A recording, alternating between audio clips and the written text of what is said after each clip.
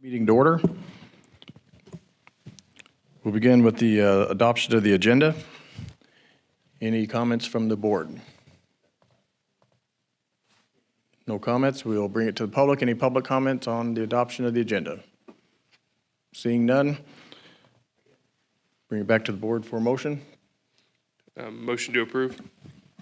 I'll second. Chairman Hayman, Aye. Vice Chair Peters, Aye. Director Itmeyer, Director Vallejo, Aye. Director Griffin. Aye. Motion carries. Okay, moving on to item number 3, public comment on closed session. Do we have any public comment from the floor? There is none. Any public comment on the phones? Seeing none. Okay, we will now adjourn to closed session.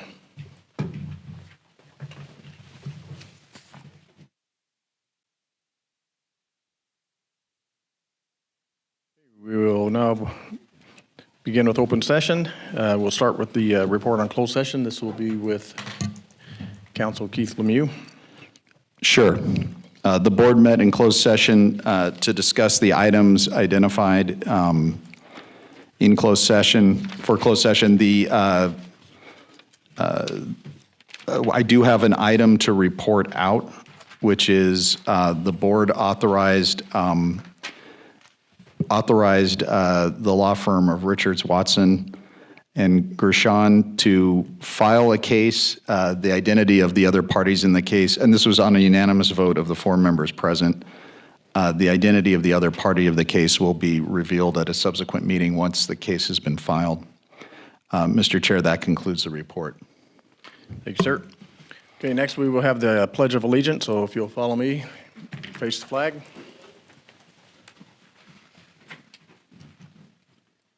I pledge allegiance to the flag of the United States of America and to the republic for which it stands, one nation, under God, indivisible, with liberty and justice for all.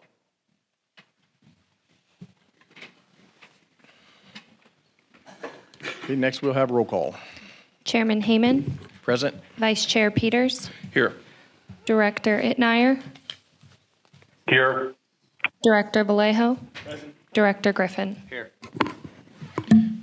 Okay, moving on to item number 6, public comment. This time is reserved for the public to address the board about matters not on the agenda. No action will be taken on non-agenda items unless authorized by law. Comments are limited to 3 minutes per person. Do we have any public comment from the floor? Seeing none, do we have any public comment on our phones? No public comment, so moving on to item number 7, board member comments. Any comments from the board? Chairman Peters? Thank you, Chairman. I wanted to just thank staff for all their work on with the GSA and on our GSP. I know that multiple basins in other parts of Kern County did not get theirs approved, and they have fallen under the jurisdiction of the state. And they're in that probationary area, which we were able to avoid, unfortunately. And I think that's a great thing for the Indian Wells Valley. And I just wanted to acknowledge that and thank staff for all their work on this. From Inyo County, related but not directly related to the Indian Wells Valley Groundwater Authority business, the Inyo County Board of Supervisors appointed Dr. Holly Albert to be our acting water director. And we have a retiring water director on the way out. She was formerly with IRWIMP. She's been here before in person discussing potential funding issues through the IRWIMP for the Indian Wells Valley Groundwater Authority. Anyhow, to the extent that issues in the Rose Valley or other issues that directly relate to Inyo County waters and Indian Wells Valley business arise, Dr. Holly Albert will be a good resource. Thank you, Director Vallejo. Any other board member comments? I would just like to ask if we could potentially in the future move this part of the meeting later on in the agenda to the end, so we could comment maybe if something came up during the meeting that we wanted to add next time, that we could discuss it at that point. And we would consider that, and that would be it.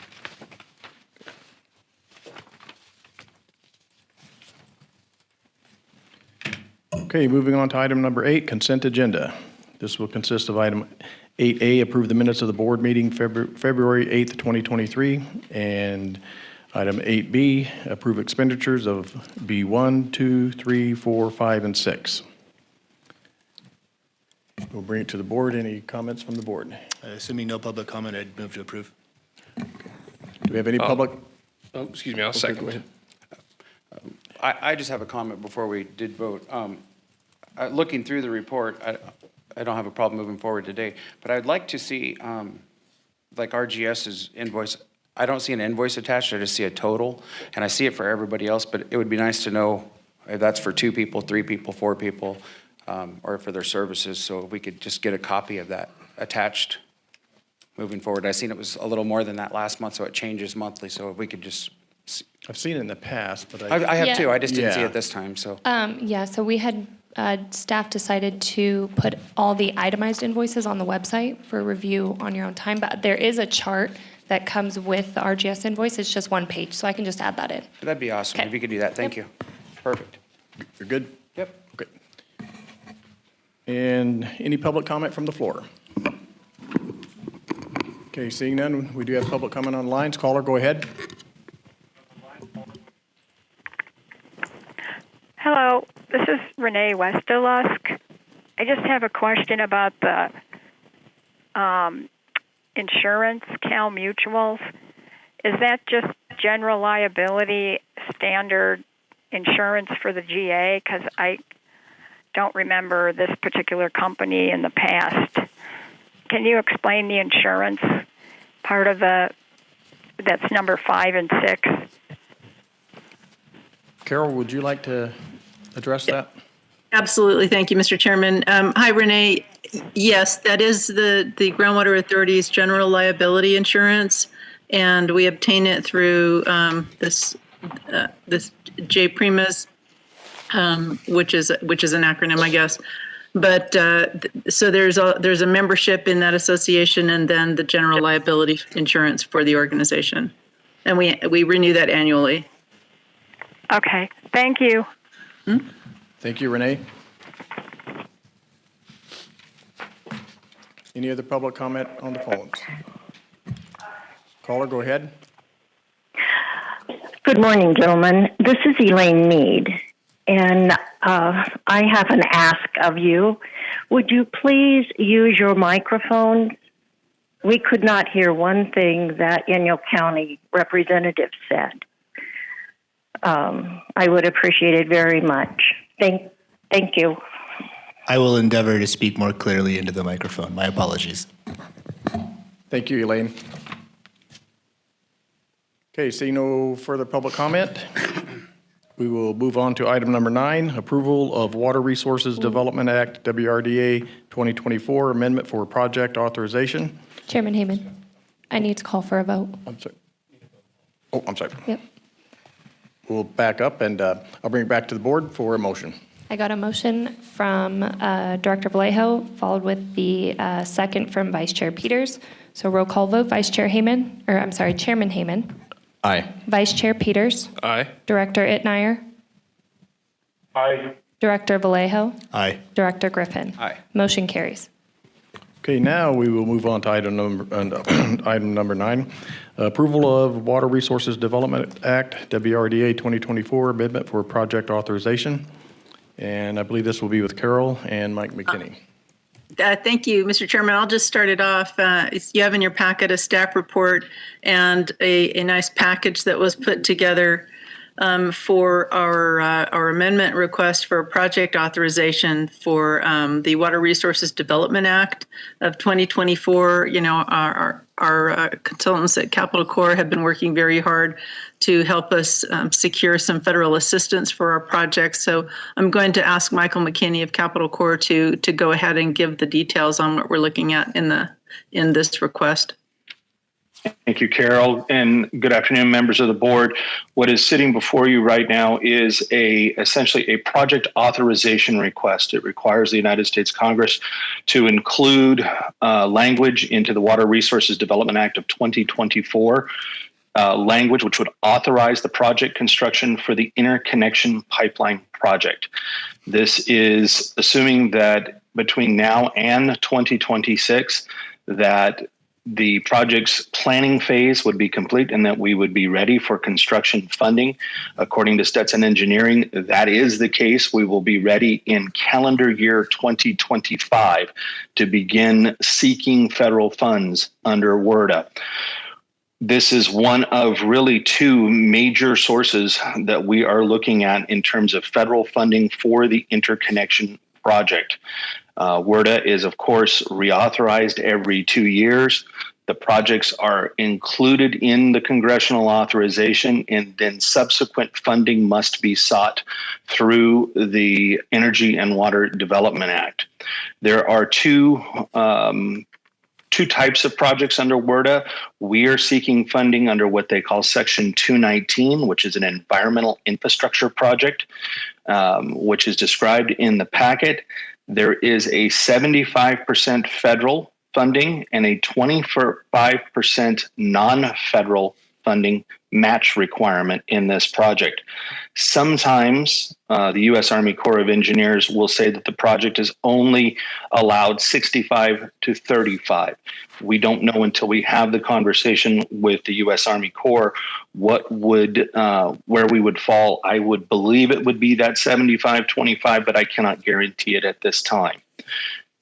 We are recommending that you approve this and that we begin seeking this amendment this year. And the deadline for this with Senator Feinstein's office is October. Senator Padilla is November. And Representative McCarthy's office has not set a deadline for WRDA requests at this time.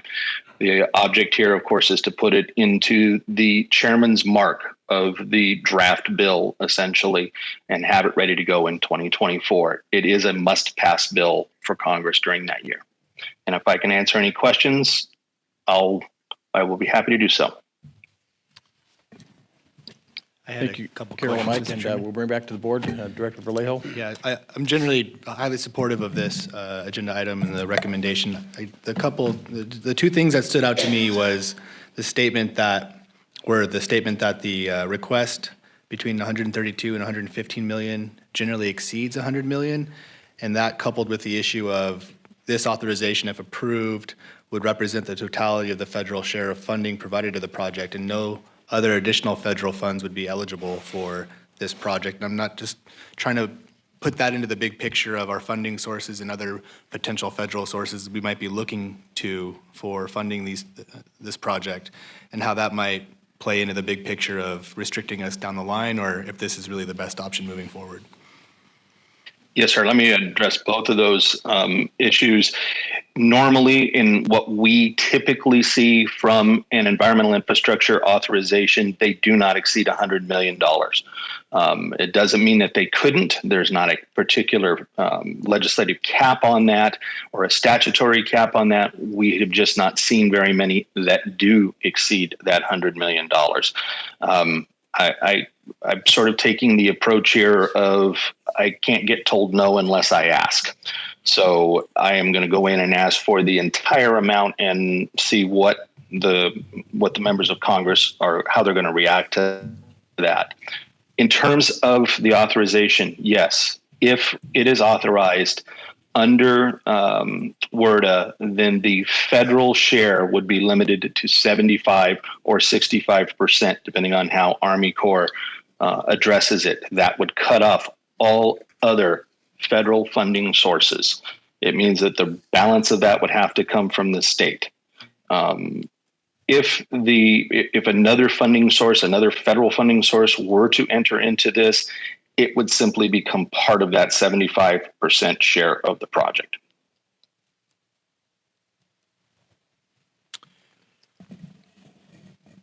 And do we have any other concerns about the inability to seek other federal funding sources? If, is there an alternative out there? And I'm assuming there's not because it's the recommendation from staff, but just to make sure, is there an alternative out there where we could, in theory, obtain more federal funding than what's provided here, and that way we're not cutting ourselves off from that additional federal funding with that option as compared to going with this option, which would limit us to apparently. I do not have 32, another 7. programmatic federal funding source that is readily available to us for the interconnection pipeline project. That does not mean we do not have other federal sources that we have funding requests into. This would run parallel with that. And we would have essentially until the bill's passage to pull back from it and delete the authorization, if you will, from the legislation. Okay, thank you. Director Griffin? I have a couple questions. I kind of feel that approving this or sending this letter right now would be a little bit putting the cart in front of the horse. We don't have the actual cost. Last month, we voted to have the Corps of Engineers do their study, and the district was supportive of doing that study to get a cost, but we don't have a real total number. And my concerns echo Inyo County's that if we get this money, we may not be eligible for any other type of funding if it exceeds the cost that we're going for now.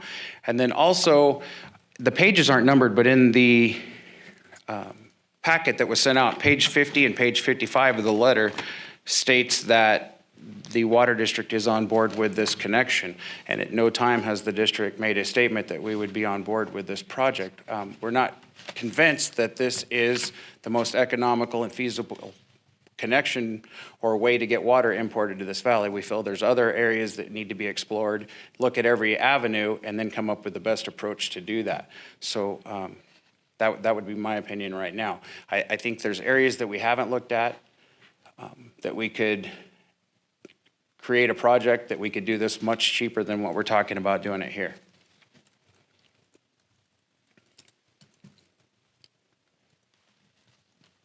Thank you, Director Griffin. Any other comments from the board? I have one question. So let's say that we were to move forward on this right now. What would our time frame be on being able to walk this back if we identified some other funding source in the near future? I mean, do we have a month to look at that, or do we have a year? What does that look like? I believe he said in the Director fall. Peters, in the fall, The fall? they would be Okay, I missed that. approving the legislation. September and October, I think. To directly answer Director Peters, essentially we will have between now and the fall to have a member of Congress agree to put this into the WRDA 24 bill. The WRDA 24 bill will be introduced in the early part of 2024, and we would have until its passage to pull it back out. So you are probably looking at mid-24 to third quarter of 24 to walk it back. Okay, I appreciate it. Any further comments from the board? Okay, we'll bring it to the public. Any public comment from the floor? Dave Janis, representing the Channel Lake Alliance, as an individual citizen also. We are strongly supportive of this. We recognize the length of time necessary to do the advocacy that Capitol Corps has been doing successfully. And given that there is the off-ramp opportunity and the political star alignment that is critical that must be taken advantage of in the next 2 years, we think it's best for the community. Thank you, Dave.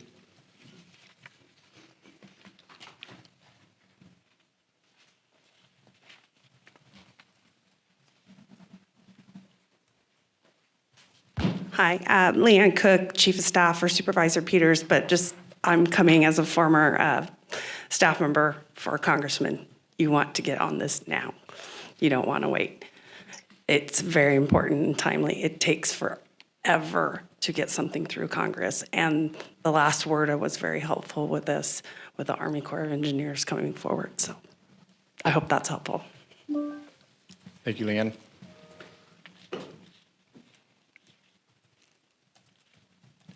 Okay, any public comment from the phones? Okay, seeing none, we'll bring it back to the board. Any further discussion or motion? Well, I'm willing to make a motion, and if the Water District would like to remove the statement that they support the interconnection pipeline project and join us in this request, we could amend that one line, which is from the letter that is drafted for your signature, Chairman Heyman. I do note there are project costs in the following page there that have been identified. Director Vallejo, could you bring that mic closer to you?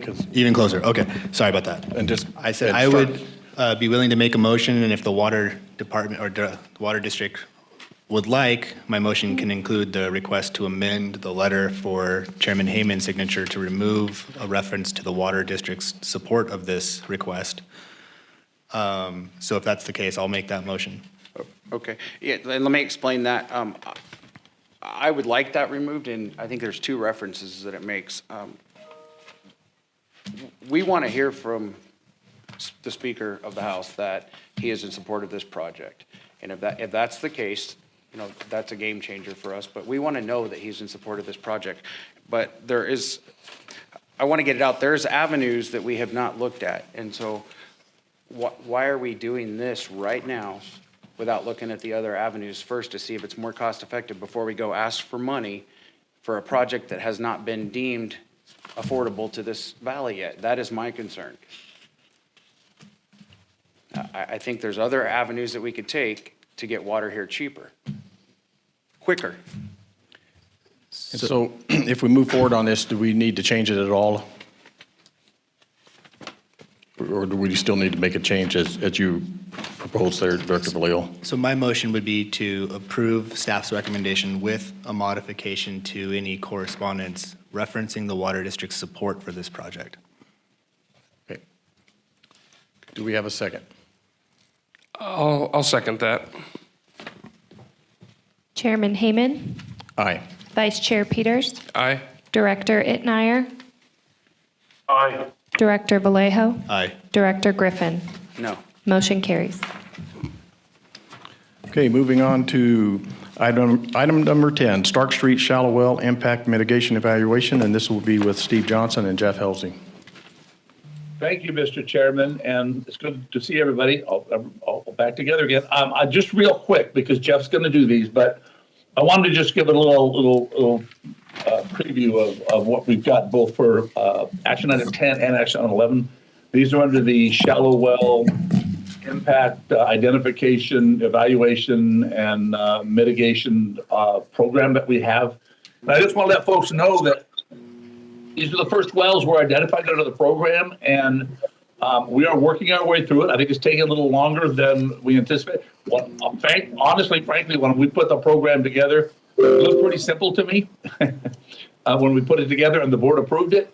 Finding out that when we staffed actually look at applications and develop staff reports around the policy that we have, there's a lot more there, and we've gotten a lot of input from certainly board members, certainly stakeholders, including the Water District, which is a board member.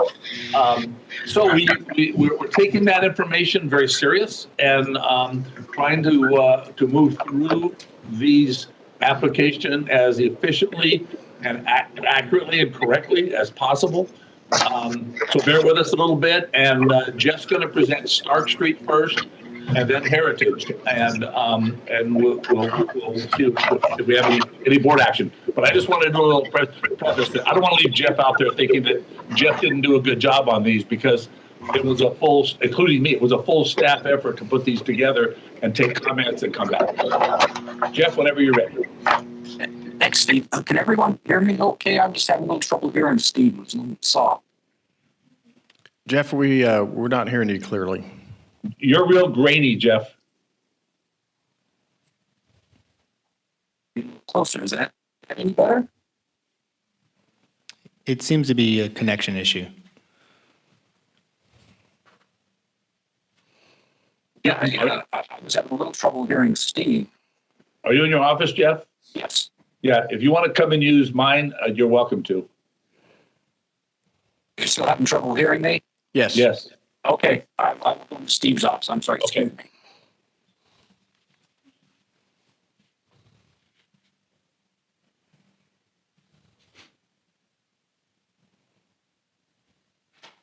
We're just giving Jeff a moment to change positions here so that we'll be able to hear him clearly. In between, you can probably reconnect. You're on. Okay. Sorry, everybody. I'll continue. So, Stark Street Mutual Water Company, their well stopped producing groundwater in the summer of 2002. They've submitted an application to the Groundwater Authority for funds to drill a new, deeper well under the shallow well mitigation program. The mutual serves 9 connections with have about 22 people served there.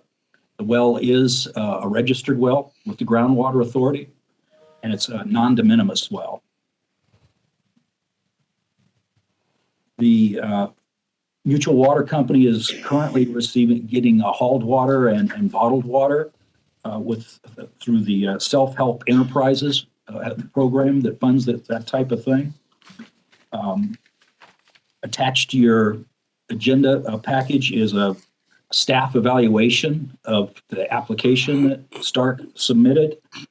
We sent that as the policy requires us. We sent a draft of that to Stark Mutual late last week, I admit, for their review.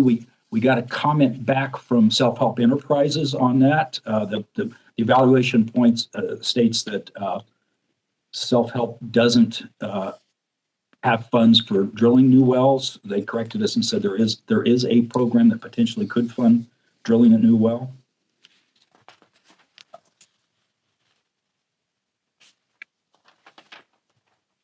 So the funds that are being requested for drilling the new well are $111,724.35.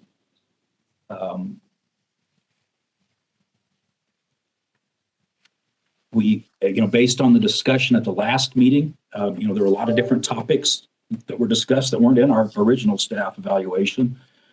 One of the things that was discussed was potential service of water by the water district while this well, which was, I'm sorry, that was for Heritage. So we brought that discussion in here to see if that's an option of the water district serving water out here. It's outside of the water district's service area. It's in their sphere of influence, recognized by LAFCO, but not within their service area. At least that's what we think we were observing there. They've got a pipeline. It's less than a mile away, probably quite a bit less than a mile as the crow flies, that could serve it. We had sent an email out to the general manager at the water district, Don Zadiba, about this topic. He had indicated that the water district is actually either considering or working on consolidating another water company out in that area, the Dune 3 Mutual Water Company, and suggested that process would probably need to go through, I think, so that they could serve Dune, and then through their service to Dune 3, they could extend that service over to Stark Street. And he indicated that that process to get Dune into the water district service was going to take quite a bit of time, and that would be a long time for the Stark Street to be on hauled water and bottled water. We had estimated that it might take as much as $2.4 million to connect to the water district. We didn't get a chance to review it with the water district. It may be able to be done cheaper, but that's our rough estimate on that.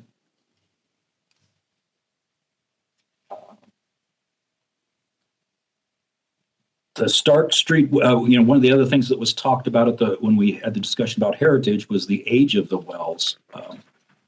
And the Stark Street well is 42 years old. That discussion we had about Heritage and about replacing older wells, that leads to discussing, to at least considering what's the value of the well. And this is for the board to consider. Are we paying for a brand new well to replace a well that's already reached at the end of its useful life or not? That was one of the topics that was raised. One of the ways I address this in other areas when we're looking at someone buying water facilities is we come up with a value for water facilities. So we've come up with a value on their old well, just for the board to consider and be aware of, and the public. We have a valuation procedure we use, reproduction costs less accrued depreciation, that we've used many times when water facilities are being sold. And with a well that old, starting with what it would have originally cost and depreciating what that is, it's got a value of $12,000 or $13,000 now. Now that was a well, and got into this. The well is about 350 feet deep when it was drilled. They're proposing to drill a well that's 500 feet deep to make sure that they've got water. So in addition to the value, if you wanted to consider the value of the old well, you'd need to have a value for drilling that increment of deeper well, that go from 350 to 500 feet, and that'd be about $20,000.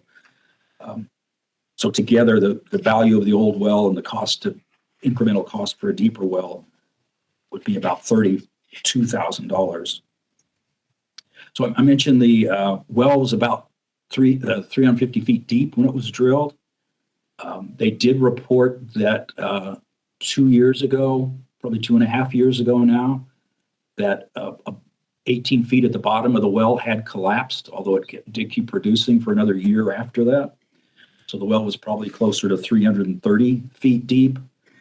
At that point, we have the water level information we do have out in that area indicates the depth to groundwater is probably around 300 feet below ground surface. So there wasn't a lot of water left in that well. In addition, one of the well contractors went out there to try to get the well to operate. They tried a number of things. They tried to what they call muck out the bottom of the well, get some of the debris out of the bottom of the well so they could set the pump lower. They measured the water level and reported there was only about 2 feet of water left in that well. So it was clearly dry. The water levels were very low in it.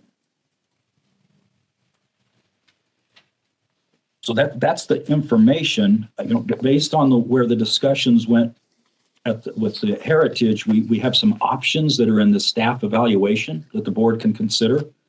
We do recommend, because there's a significant reduction in groundwater levels out there, that the board consider funding Stark Street's request for assistance.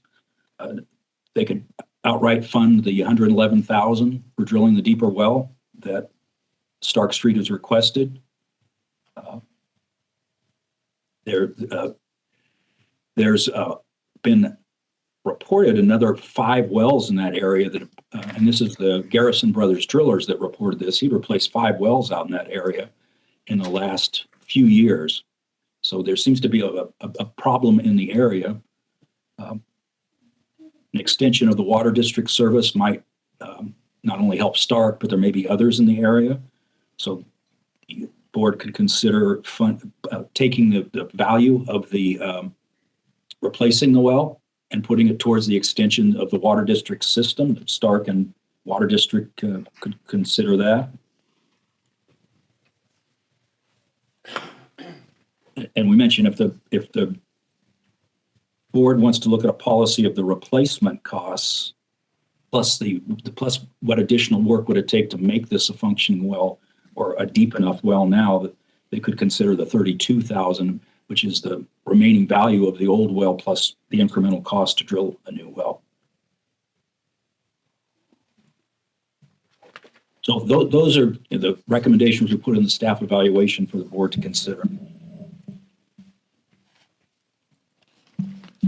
Okay, thank you, Jeff. We'll bring back to the board for any discussion or comments from the board. I think on this one, it'd be important to hear from the public if they have any comments to make sure there's nothing that we're missing before we start deliberating on how to implement this program. Thank you, Director Vallejo. I would agree. So we'll bring it to the public. Any public comment from the floor?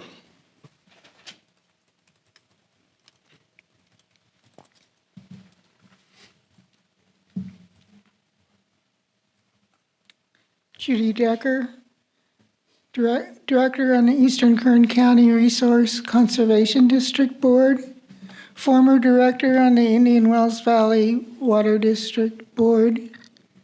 That area is impacted by the 3 producing wells that the Water District has that are close.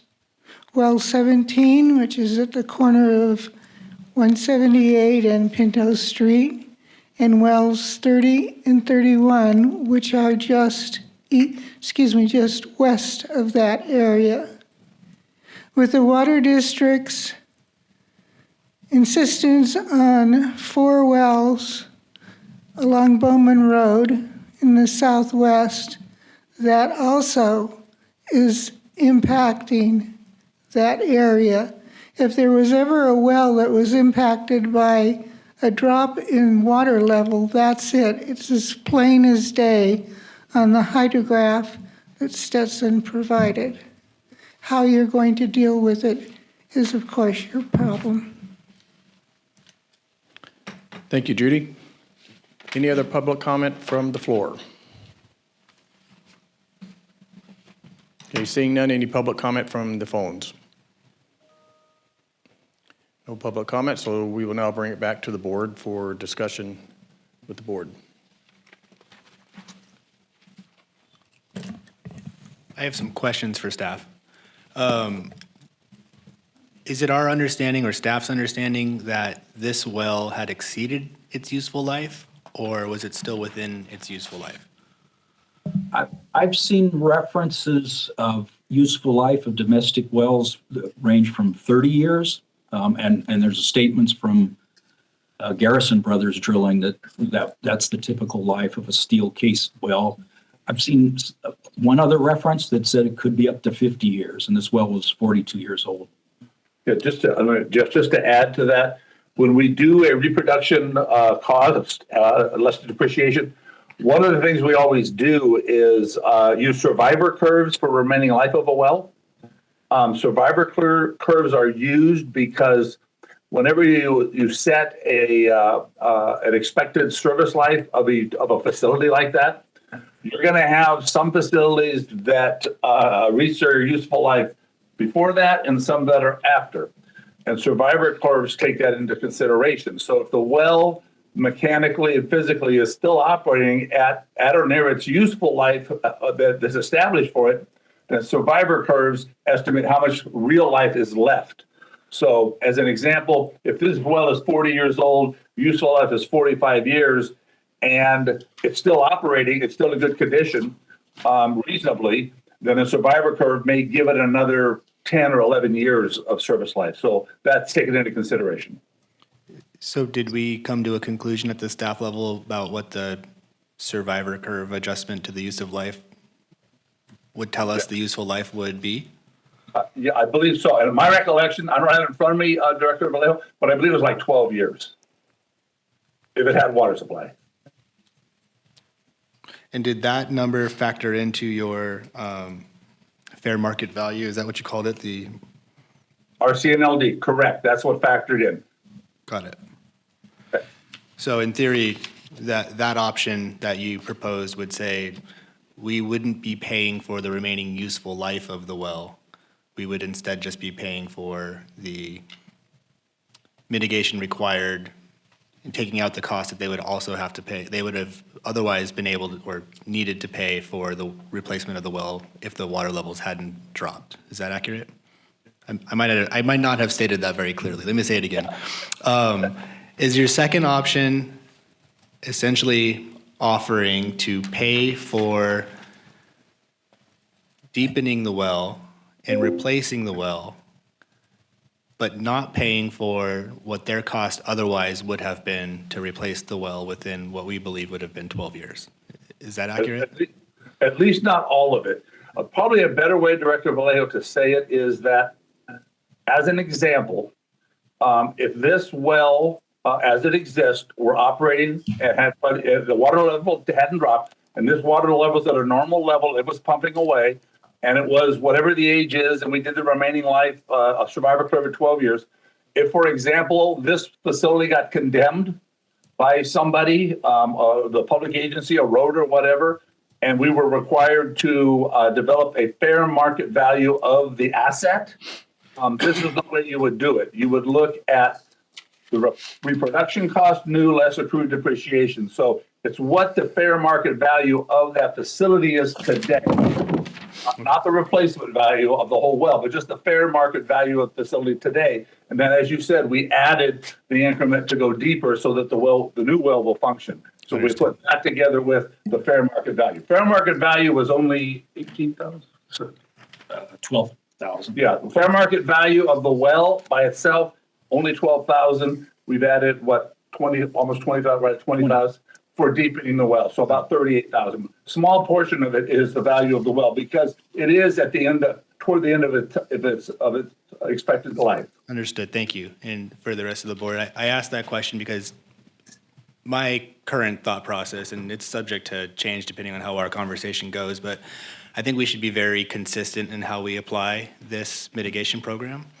And some of the hallmarks for me would be lowering of the water table has to obviously be in place. We have to tie that. I think that's just an essential part of this program already anyhow. I think we have to consider what any particular well owner, any given well owner would have already had to pay had the water level not been dropping over time. And I don't want to be subsidizing what those expected costs would already have been. And I think it's important for us to consider what this water was being used for as well. My understanding from the staff report is this is for consumptive use. And it's essentially a critical situation for those folks out there that rely on this well to actually have drinking water, cooking water, bathing water, et cetera. So that's my current thought process. I would be inclined to move toward what I see at this point is the option where we would consider the market value of that well and not be subsidizing their expected replacement costs already, but really just be accelerating their timeline to drill a new well because of the changing water levels and to deepen it because of the changing water levels. That's my current thought process. I'm open to your thoughts as well. And I am definitely interested, and I'm sure there's more to it in terms of the potential to connect to the water district. Seems like the cost estimate of $2.4 million is high, given what I understand to be a relatively close connection point. I could be wrong. I'm not in that industry, so that could be accurate. But it also seems like the timeline for being able to make that connection, even if it is a feasible project from the water district's perspective and from this pump owner's perspective, that timeline might be longer than reasonable for the situation that they are facing with not having a pumping well at this point in time. So I'm interested in pursuing that. I like the idea of making any award contingent on resolving that option one way or another. But that's my current thoughts on this request. Thank you, Director Vallejo. Any other comments from the board? Yeah, I have one. You can go ahead if you'd like to. Okay. Dr. Griffin? I just have a couple, and I appreciate your comments, and I have some answers for you in a second. Jeff, I have a couple questions. I look at our chart, and I see, as Judy mentioned, the decline, but it looks like we only have the data from 94 to 2012, and in 2012, it shows it at 294 feet below ground level. And then currently, it shows it at 306 feet in the past 13 years. Is that correct? Am I understanding that right? Sorry, Director, let me take a look at the figure.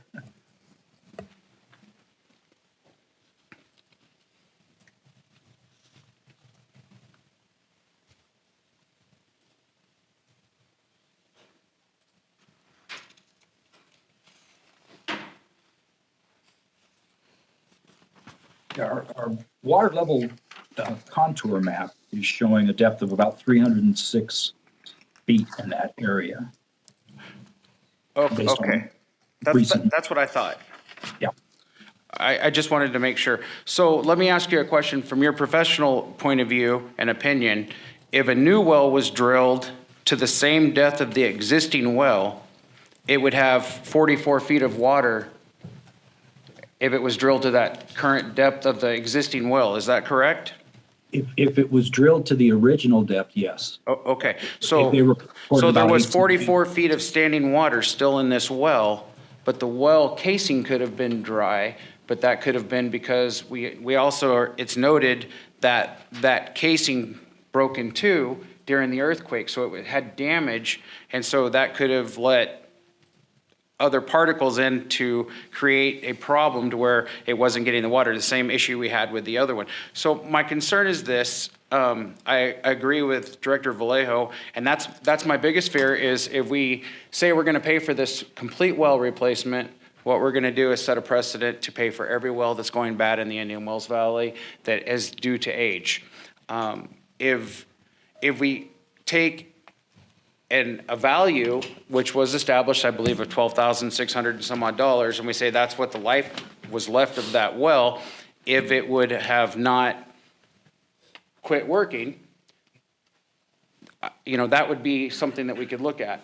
But to replace the total well, I have an issue with that. With the previous damage, we know it was damaged in the earthquake, it was stated, and we really don't have a well driller's report attached. I would have liked to have seen the well driller's report so we could look at it, but we don't even, we don't know anything about it except we have the report from Stetson, but not actually what the driller wrote. But I just want to clarify that this well did not go dry. There's still 44 feet of water in that well, and if a new well was drilled to the same depth right next to it, it would still function. Director, if I could, the original depth, if we drilled it to the original depth, it'd have 44 feet of water. Correct. The bottom 18 feet did collapse, so it theoretically, based on the numbers we have, would have had about 26 feet of water in it when it stopped working. Now that's based on our interpolation of water levels around the area, because we don't have a monitoring well right at the site. We have some that aren't too far away. The well driller actually was a previous well contractor that they had come out and look at the well when it first stopped working, did report in writing that he only measured 2 feet of standing water in the well. Correct, in the casing. Yes. Yeah, I understand that, but my point is that the GA, the water district, anybody else is not responsible for that bottom 18 feet of that well because that was caused by an act of God. So that eliminated 18 feet of water in that casing, but there was still 44 feet of water, so that well would have met its 12 more years, 10 to 12 years, as Stetson came up with, was what was left of the life of that well. If we look at the chart, it would not have declined to that 44 feet in the next 10 years if we followed the same exact flow chart. So I don't think we were creating the problem, is my opinion.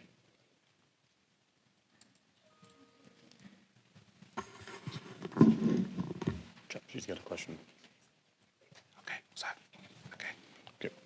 I'll just reiterate to everybody, please get the mics close to you. These mics, you've got to be about probably 5 inches or so from them for clear projection. So, okay, I'll speak closer. And then I'll end my remarks with that, but I do have one comment I would like to make. I would like to see, and I think this is the appropriate time to do it because we don't have board comments later. I would like to see this board create an ad hoc committee to look at our well replacement program through shadow mitigation at some point in the future to where we could come up with a policy and we put a few more things into it. So that would be something to look at on future agenda items. Correct. Do you have any other comments? No, I'm good. Dr. Griffin? Okay. I do, if I can get my mic. Oh, there we go. I wanted to say that I agree with Mr. Vallejo. I think that the well was working, but it was getting near the end of its life. And I think we should be consistent in how we apply this to wells moving forward. So from my point of view, I'd be okay with the fair market value of deepening that well. And I would like to see a little bit more information here. I know Director Griffin had mentioned wanting to see more from the well drillers, and I would also like to see more from the water district on how they arrived at that $2.4 million figure, because as it was said, the connections seem, at least on the map, to be fairly close to that. I'm sure there's good reason for it, but I just think a little bit more background on that would be helpful in this moving forward. But with the information that we have right now, I would be in favor of providing those fair market value costs for this well. Thank you, Director Peters. Can I comment back to? Sure, go ahead. The district did not come up with the 2.4 million, is my understanding. I think that was a number that was put out. I believe it's only about 3/4 of a mile to the connection. The problem with the district doing a connection right now is we already have one in place through the Dunes 3. It's a small district or a small mutual that is going to be incorporated. That one needs to be completed. Then the Stark could make application for the district to annex them. The only thing, it would be distributed the way they could apply for funding, but also they could split that cost between the 9 connections. So it would be a large cost for 9 households to incorporate. So that's the fear. We have not come up with a formal estimate to turn in. We would, consider that, but it would have to be something our engineering would have to do and approach it that way. Okay, thank you for clarifying that. Sorry, I didn't answer you that. That's all the questions that I have for right now. Thank you. Okay, so are you suggesting the 12,000 number? Is that what the fair market value? 31 and 31.8. Oh, so you would want to deepen it for them also with your motion? The water table has been declining, and that the well is impacted by that. So from my perspective, I think that's, if we're going to provide that fair market value and deepen the well for them to mitigate that, I think that would be reasonable. Okay. All right. And before I go to public comment, I believe that's one of my concerns too, is that, we're looking at life expectancy of the well and taking into consideration that and where the maintenance has been done. But would the well have operated? How long would it have operated if the water table hadn't dropped? So that's a concern that I have. And so I think we have to take that into consideration. I don't know, where those parameters lie. Is, how do you estimate, that longevity? The closest thing we have, I guess, at this point is with the survivor protocol there that Steve had brought up.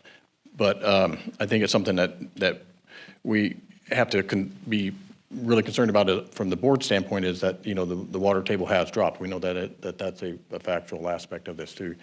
And so with that, let's go ahead and go to public comment. Chairman Phil Hall, Deputy County Counsel and one of your attorneys.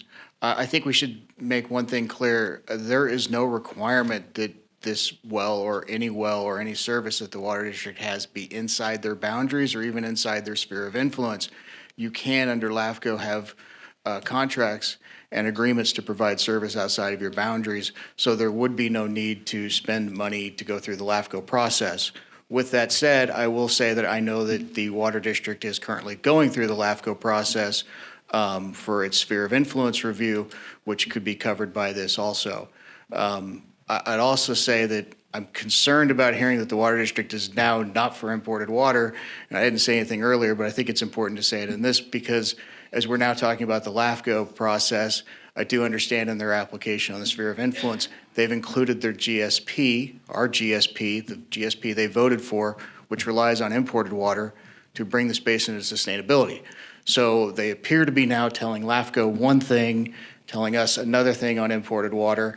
And I will add also that former Director Rotora repeatedly said in multiple meetings that the water district was for imported water. So I'm not sure what staff is supposed to do when we're writing documents quoting what the water district has said to us, and then here at the dais last minute that the water district is not for these things. I'd like to comment to that if I could. The district has never said they were not for imported water.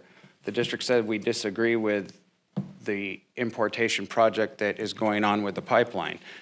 I believe there is aspects of imported water. The district took steps many years ago to purchase property in Inyo County, which we currently have 1,000 acre-feet pumping right to, that is being farmed. And that could be looked at as a source for new water to be imported into this valley. We have a board member on this board that's from that county. So there are other aspects that we could look at. That water is currently being used. It does not have to be purchased. And we could also work out some type of an agreement with Inyo County to purchase water. So there's things that we could look at. And the district has never once said that we're not for imported water. May I speak real quick? Sure. I don't want you to feel that we're ignoring those comments. You raised that comment to me between meetings. I followed up on it with your attorney. Your attorney told me that the district had other plans for that water and that was not a useful consideration, so we dropped it. Okay. Well, Respectfully, as a board member, I'm telling you that we are interested in looking at ways to use that water to help benefit this valley. respectfully, we digress. Back to the question of funding for this replacement well.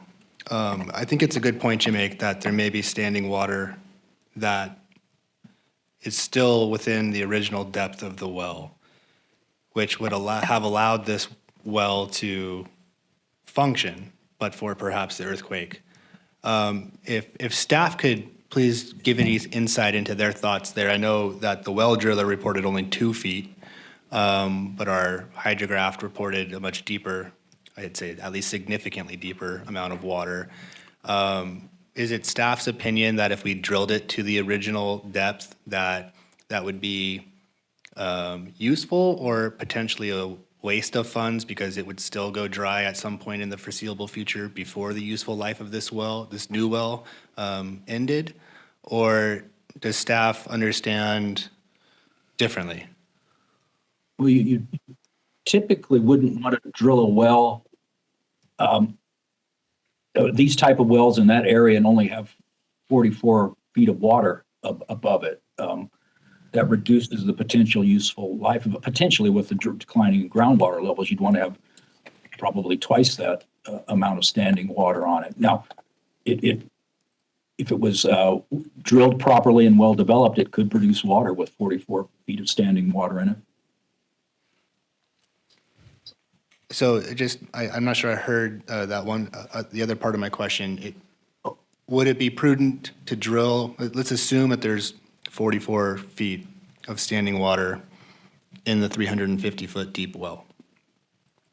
Would it be prudent to re-drill that well to 350 feet, the new well to 350 feet again?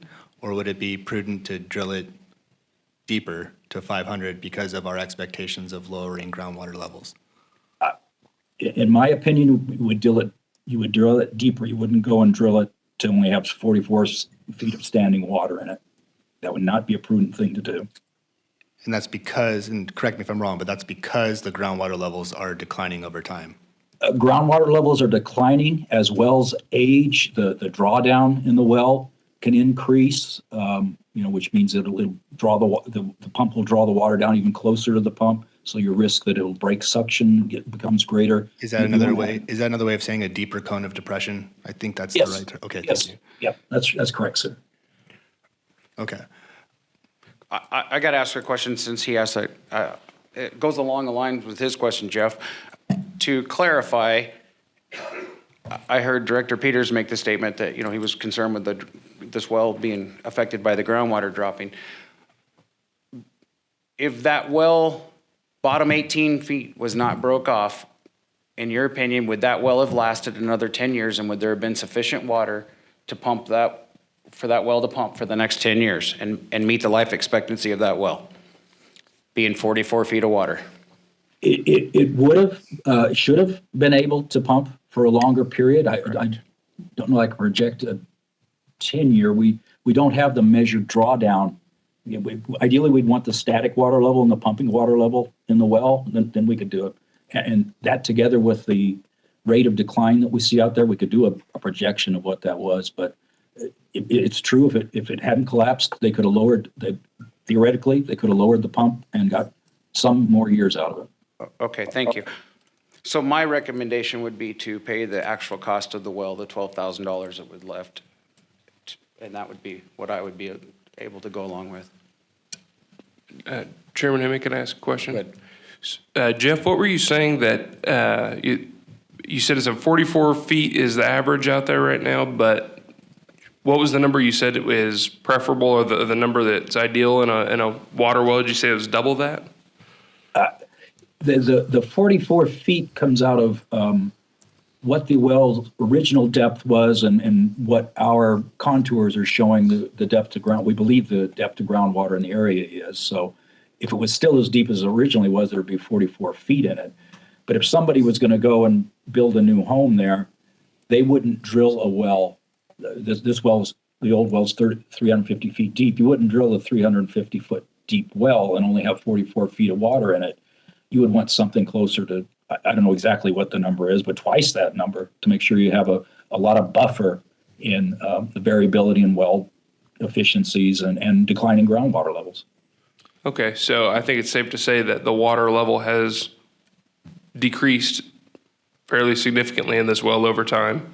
And if the section that was damaged is 18 feet and the well driller is saying there's 2 feet of water above that, would that imply that there would be 20 feet of water in this well in particular right now?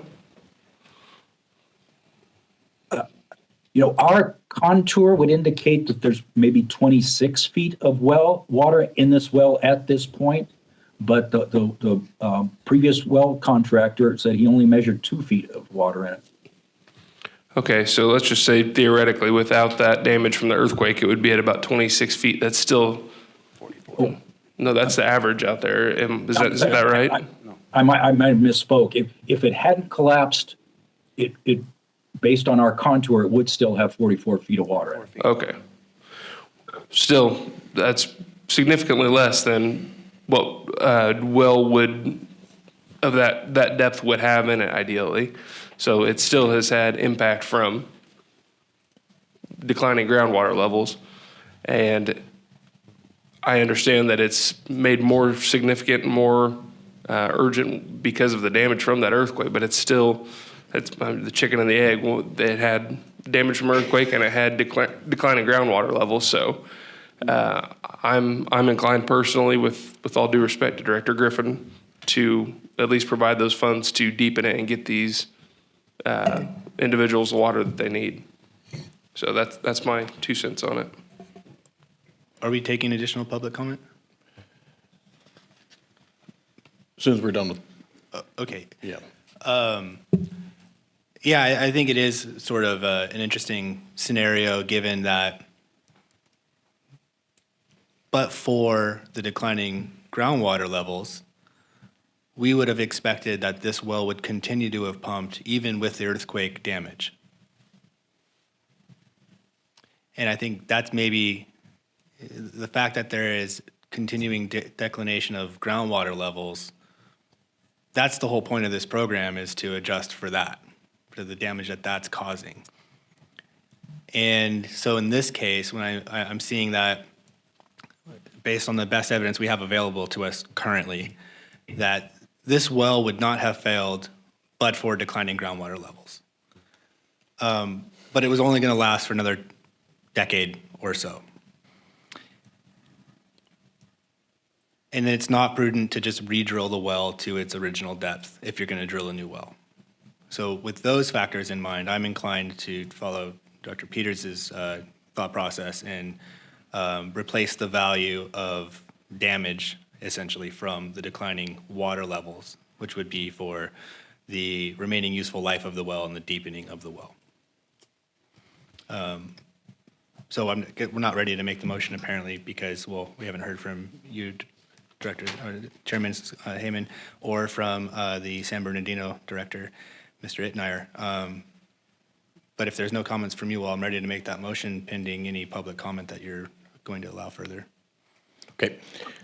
Director Ittmeyer, do you have any comments? Nope, no comments. The comment I was going to make for you folks relates directly to well life. It's not just some random comment. You want me to make that comment? Yes, we're going to go move to public comment, so go ahead and make your comment, Don. I'm Don Decker, member of the TAC.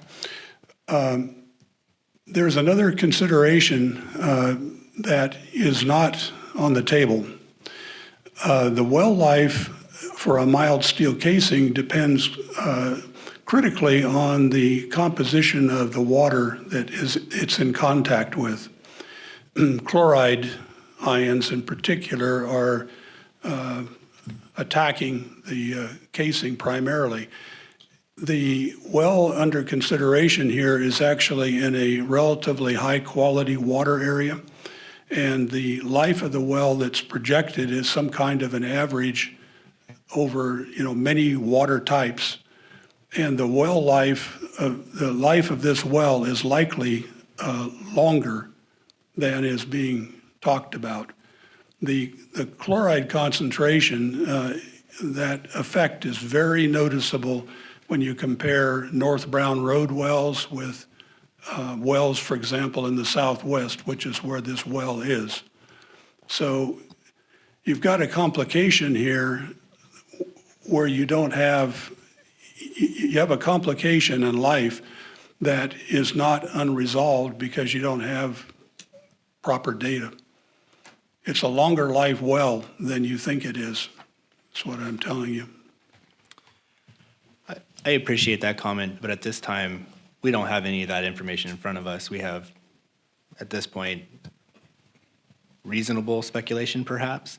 I think moving forward and for the broader public, it would be incumbent upon any applications to really try to prove to us what the useful life of the well remaining is and what the appropriate depth to drill the well would be given declining water levels.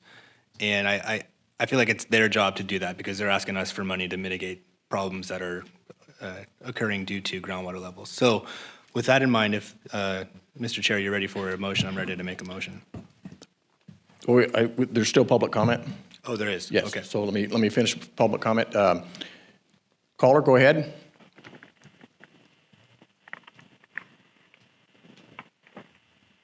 Hello? Yes, caller, go ahead. Yeah, this is Renee West-Lusk. I just have a comment regarding maintenance of the well and just in general of wells, shallow wells in particular, that it's in the discussion report from the staff that it said the owner reported regular testing and maintenance of the well occurred until the well went dry but did not have records of maintenance. I think as you go forward, it's going to be very, very hard to expect all these shallow wells in this valley to have done the maintenance that you expect nowadays, which is 2023, which is pretty high standards for maintenance of wells compared to when this well was put in. And I think you're going to have a big problem if you raise the bar of expectation that all these wells that may go dry will have kept all these records or even done the maintenance, because when that well was put in, none of this maintenance from my knowledge base was ever required. And I don't think it's fair to judge wells based on today's standards of expected maintenance on something that was put in many, many years ago when it wasn't required, these high standards of well maintenance. And I think you're going to have trouble also getting records of well maintenance as well. That's my comment. Thank you. Thank you, Renee. Any other public comment from the phones?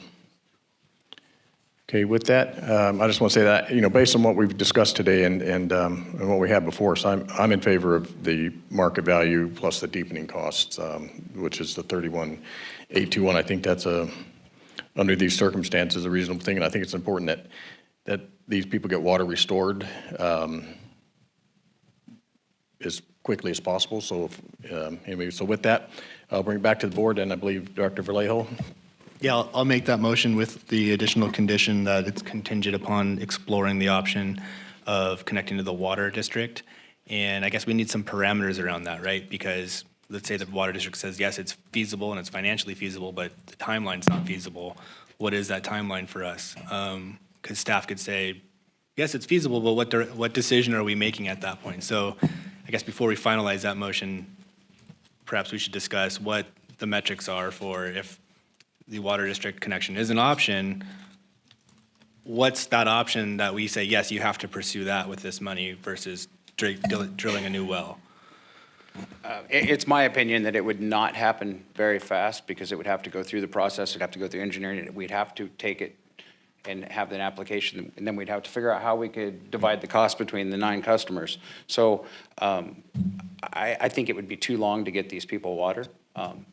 But I want to make sure what your motion is so I understand.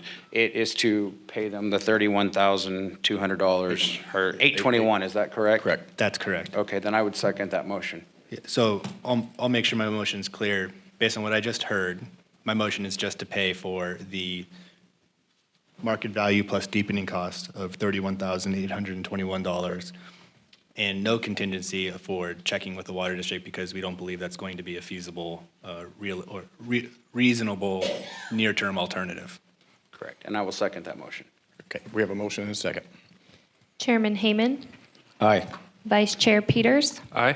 Director Itmeyer, Aye. Director Vallejo, Aye. Director Griffin. Aye. Motion carries. Okay, moving on to item number 11, Heritage Village Shallow Well Impact Mitigation Evaluation. And this will again be with Steve Johnson and Jeff Halsey. Yeah, I'll start with this one. The board heard a report on this item at the last meeting. There was quite a bit of discussion. Additional, as with Stark Street, there were additional topics that were discussed at the last meeting that we've tried to incorporate into the revised staff evaluation that's attached to the staff report to the board. I did want to point out that we got that revised staff evaluation to Heritage very late last week. It was probably Friday, it might have been Thursday, but I think Friday. We have not heard directly back from them with comments. I'd be glad to continue with the report. I just didn't want to go through, as Steve actually had suggested to me, to ask whether the board wants to go through this and consider this recommendations, given that we don't have any response from Heritage. And in this case, staff is recommending it not be funded. So there's they might have an interest in commenting on this. But I'd be glad to proceed if you'd like. Thank you, Jeff. We'll bring it to the board for any comments. If we haven't heard back from Heritage yet, it would be my suggestion just to give them a little bit more time and maybe delay this one more time until our next meeting, once they've had a chance to respond. We are here. Okay. Well, any other comments? If they're here, I would like to hear what they have to say. I mean, Okay. I'd like to get it handled if we could. Yeah. Okay. Would you like to come on up and speak?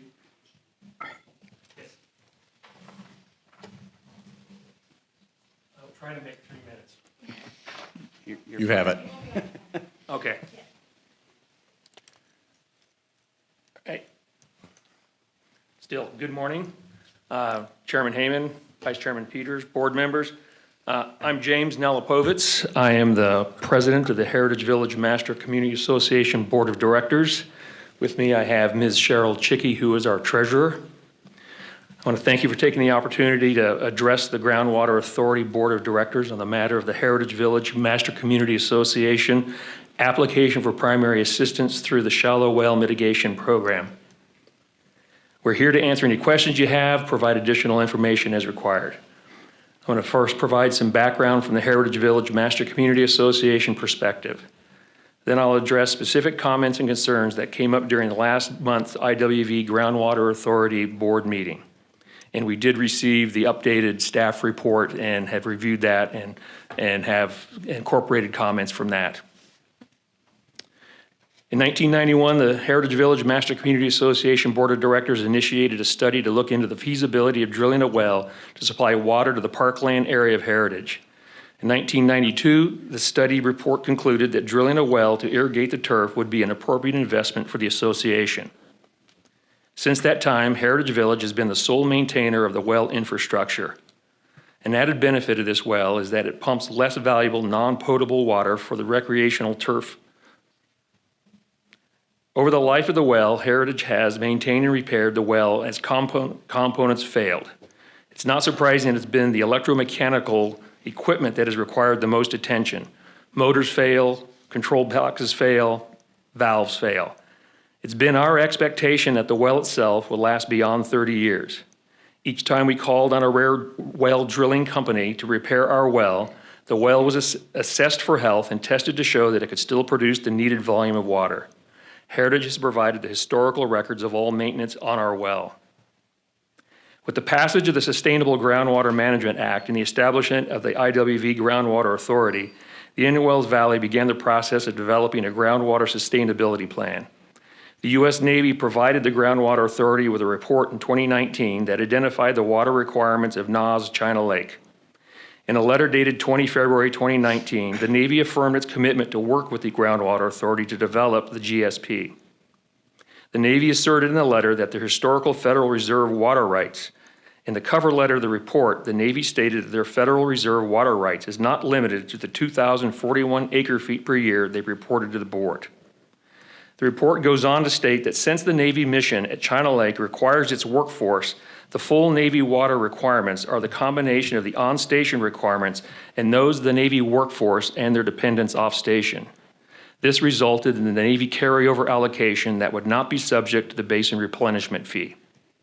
As a community where many China Lake employees live, Heritage Village was found to be part of this NAS China Lake off-station water requirement, and thus our park's production well was included in the small mutual category of exempt water users.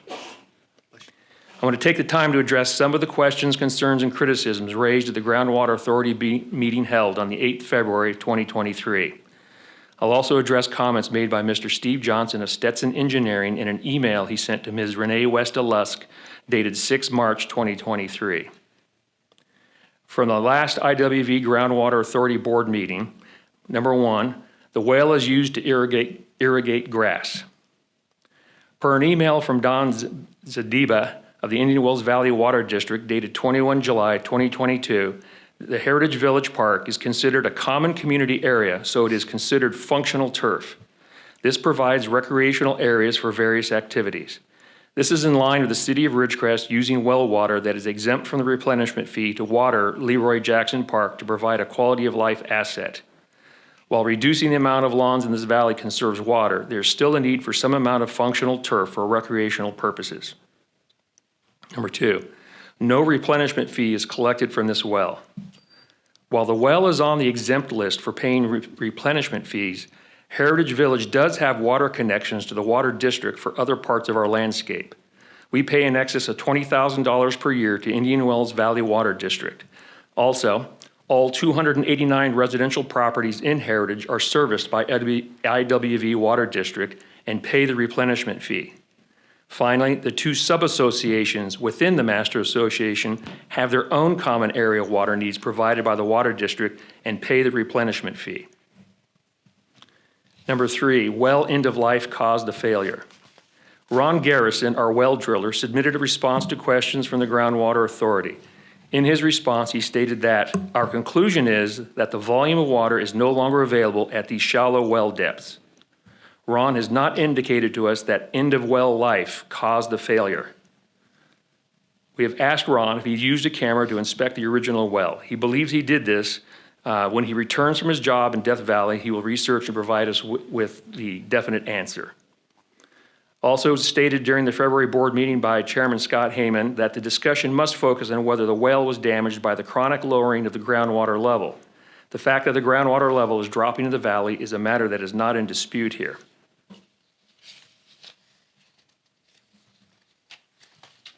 Number 4, Heritage Village Master Community Association drilled the well to avoid paying IWV Water District and IWV Groundwater Authority fees. The original Heritage well predates imposition of any of these groundwater fees.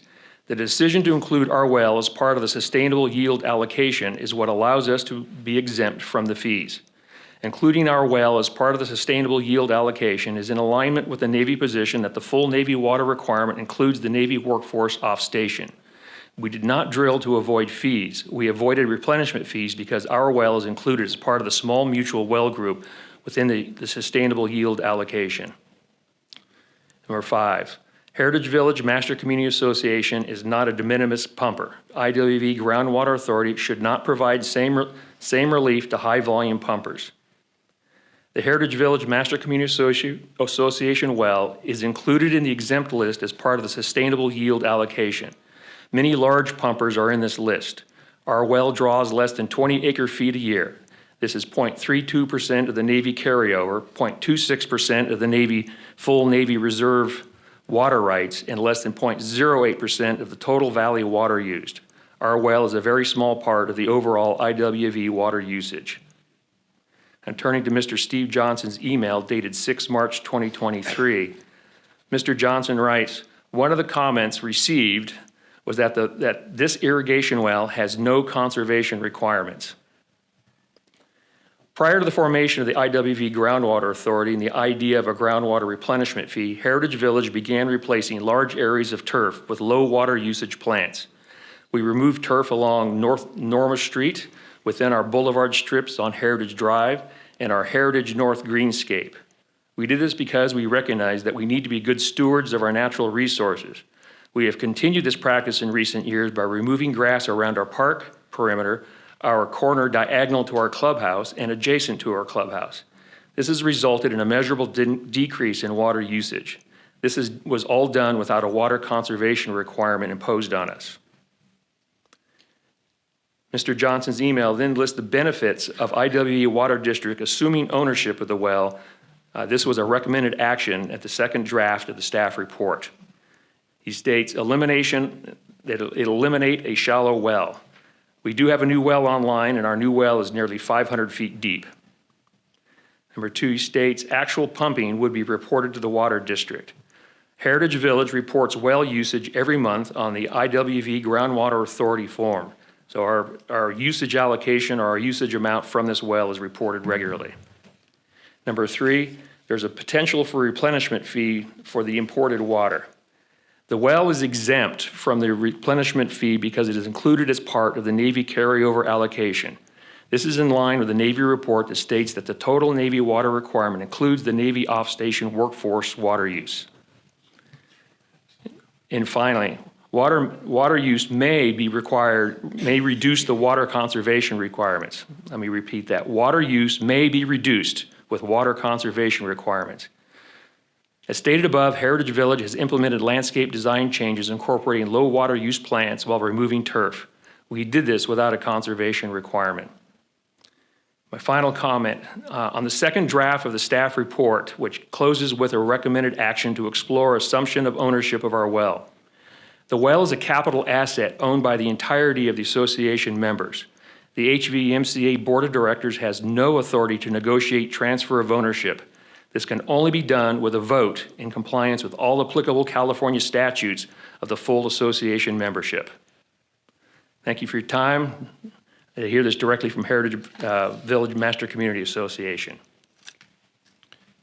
Thank you, Mr. Nelapovitz.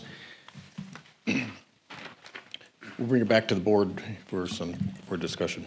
Before you step down, I just want to make clear, are you requesting additional time to present us with additional information, or are you agreeable to moving forward with this conversation today? We're agreeable. Okay. Very good.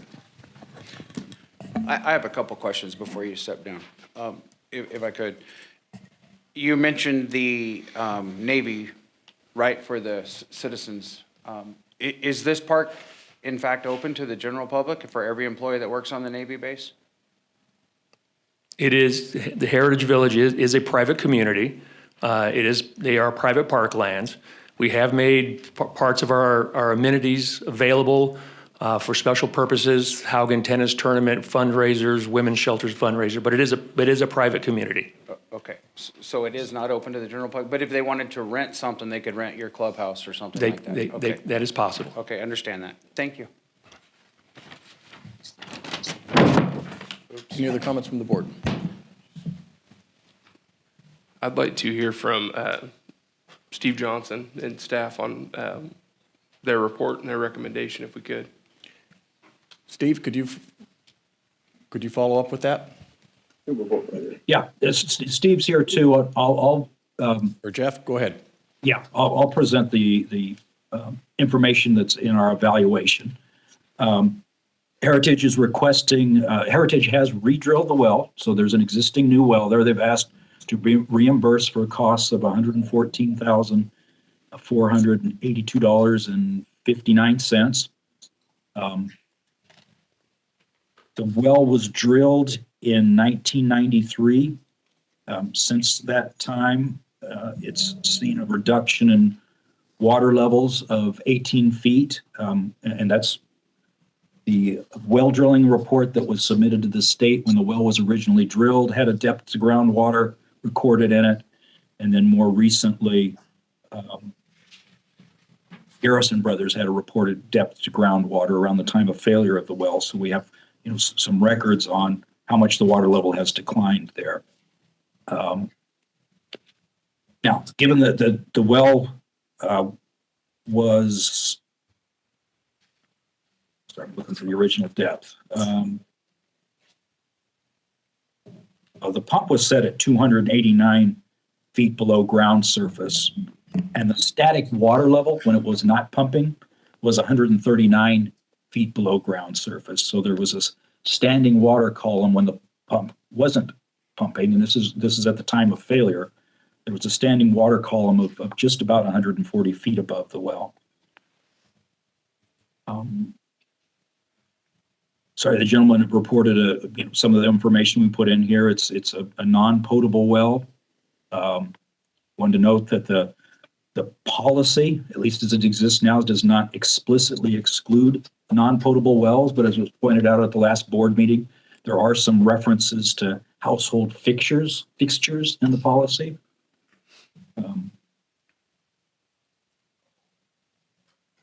It was mentioned that we have in our evaluation a recommendation that it be considered that the water district provides service, and gentleman read Steve's email that had some of the thoughts on that. He talked about their reduction in water use, but not being subject to water conservation requirements, and that they reserve water service, and that they discuss whether the water district, the well is suitable for the water district for use for potable water, and then if it is, then they can work that out. That certainly there's a value to the new well, and the association would be given credit for the value of that well if the water district were to serve them and be able to utilize the well as an option. Jeff? Yes. The water district did not ever present that to you or anybody else, though, correct, about us assuming their well or purchasing their well? That is just something that you guys wrote as maybe a recommendation, because I want to make that clear. The district did not make a step to try to purchase their well or take over their well. That's exactly right. The water district did not suggest that. That was an option that staff has put in the report.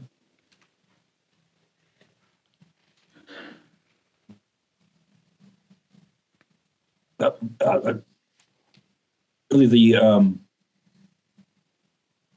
the well, getting to the conclusion, because it had 140 feet of standing water column, and the water levels have declined 18 feet since the well was drilled. It appears that we had reported last time that declined groundwater levels contributed to the failure of the well.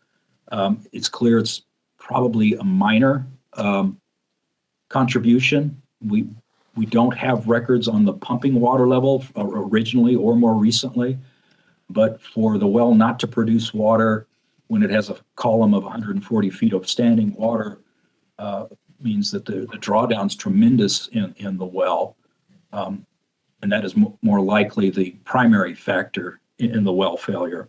And for that reason, staff has recommended that the request not be granted for funding.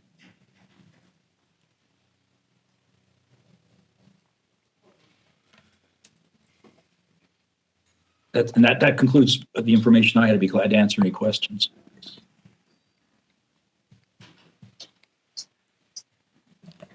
Thank you, Jeff. We'll bring it back to the board for comments. Nothing for me. I have none at this time. I'll start off with some comments. I don't necessarily have a position yet at this point. I'll start over. I don't think I was in the mic. I'll start off with some comments and questions. I'm not sure I have a certain position on this request at this point. I think there are some interesting differences between the last case, which I believe I see as much more clear-cut compared to this case. I think notable distinctions here is the non-potable use for the park purposes, the turf purposes, not for human consumptive purposes. The exemption from the replenishment fee, and I do have a question for the water district on that in a second. And the idea of, I think, key facts being, do we really believe that the declining water levels contributed to the failure of this well? And so I guess before we go there, I guess for the water district, does the water district provide service to other private communities that have similar use that this well is providing? I do not know of another private community in the town, so that Okay. would be the only one I know of. We do provide service to some of the parks that are provided by the city, and then the city also has wells, and then the county has a well at their park. Okay. And all of those park uses then that you referred to would be subject to the replenishment fee? With our new rate structure, we went to a two-tier system, so it's going to depend on their usage. Anybody that is in Tier 1 will not pay a replenishment fee. And Tier 1 being? Tier 1, it will vary depending on meter size. So, and then they get an allocation for that much water. I would assume the parks will hit Tier 2. Okay. So yeah, I think I'm intending to really defer to you all here on the board who are much more local than I am with regard to prioritizing these funds and how we're going to prioritize them with regard to the use of the water that the well is going to be, that the replacement funds would go toward. I think that's a key community issue for you all. And I also think that these facts here tend to show it, I'm not a water hydrologist engineer, but what I'm hearing is standing water at 140 feet over the original well, 18 feet of decline, indicating more than 100 feet of available water, and there's a very, very large cone of depression. Well, there was a very, very large cone of depression for the old well. From staff's perspective, that indicates the well was failing. And that's not because of lowering groundwater levels. That's what I'm hearing in terms of staff report. And that, to me, I think is maybe the key non-policy issue, because we've already decided the policy is if groundwater levels are impacting the wells, and that's what we're trying to mitigate for. The policy issue in my mind is the use of the water, and whether that makes a difference to you all or not. Anyhow, so my inclination is to look at the standing column of water, the change in water, groundwater levels, the expected life. We do have a 30-year well, or 30-year well here, probably had some more useful life, but would it have expired more quickly because of the 18 feet drawdown? I'm not getting that from the evidence that we're being presented with today, but maybe I'm missing something that you guys are all picking up on. No comments from me right now. I'd like to hear from the public. Okay. We'll go with public comment. Any public comment from the floor?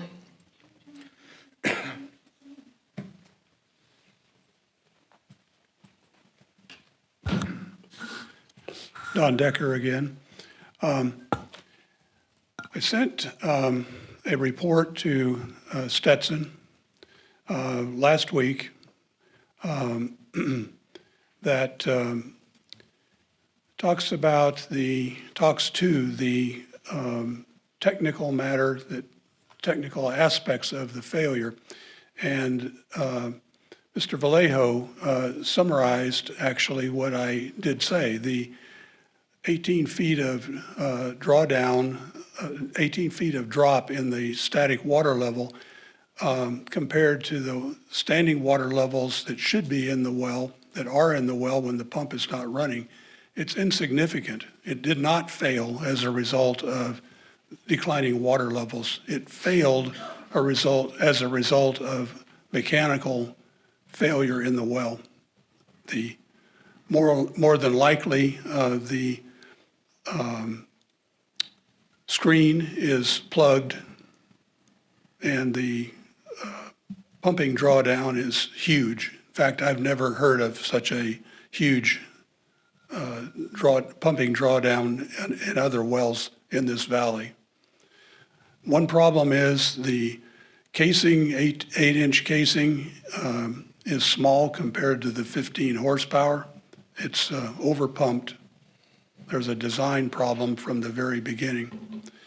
I requested that the report that I produced a week ago be distributed to this board, and apparently it was not. If you'd like a copy after the meeting, I'll give you one.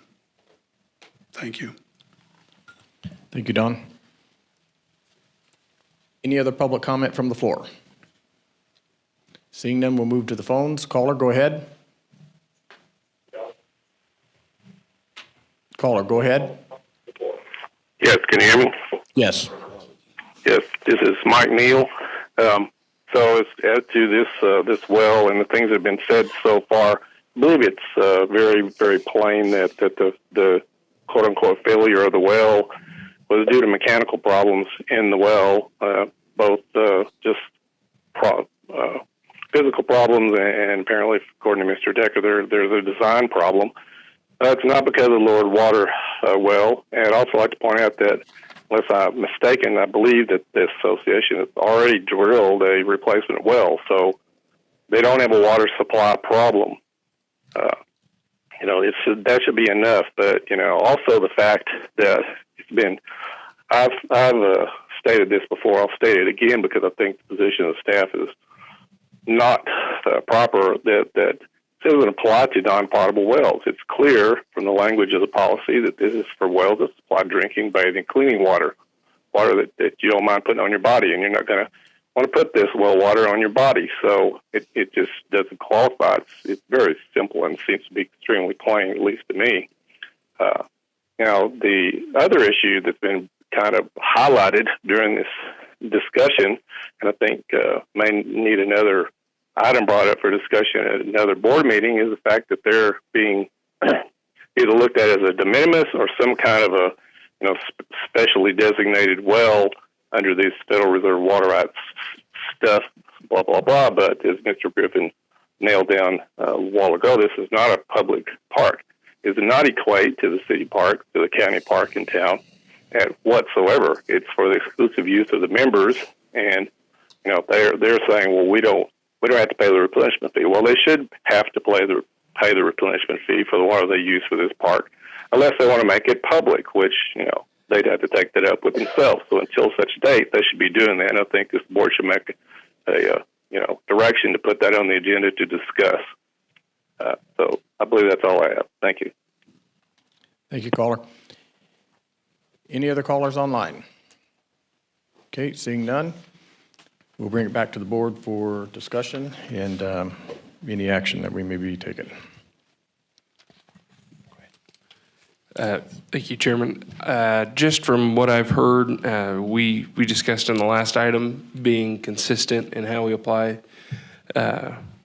this program, and I don't see that this well was impacted, or at least this damage was caused by lowering of the groundwater levels. And so I am inclined to move forward with staff's recommendation, and heard it mentioned that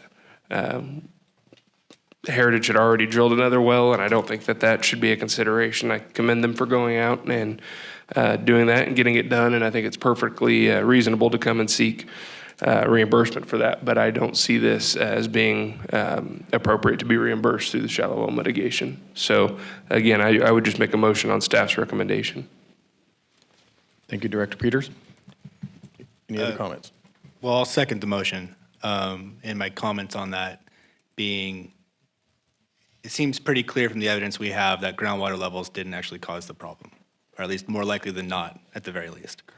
And that's the key focus in my mind. It would be maybe perhaps a much more interesting discussion if we were clear that groundwater levels did create the impact and this was a use for non-potable sources that were not subject to the replenishment fee. I don't think we need to get there in terms of how we apply the policy to that situation, because this isn't just that situation. It is a situation where we don't have any good evidence that the declining groundwater levels actually caused the well failure sooner than it otherwise would have. So that's why I've seconded your motion. And I would just like to thank staff for relooking at this and coming up with your suggestion. I appreciate it. Yeah, and I want to thank Heritage for being prepared today and having the will to, follow through with this today. So, so we have a motion and we have a second. Chairman Hayman, Aye. Vice Chair Peters, Aye. Director Itmeyer, Aye. Director Vallejo, Aye. Director Griffin. Aye. Motion carries.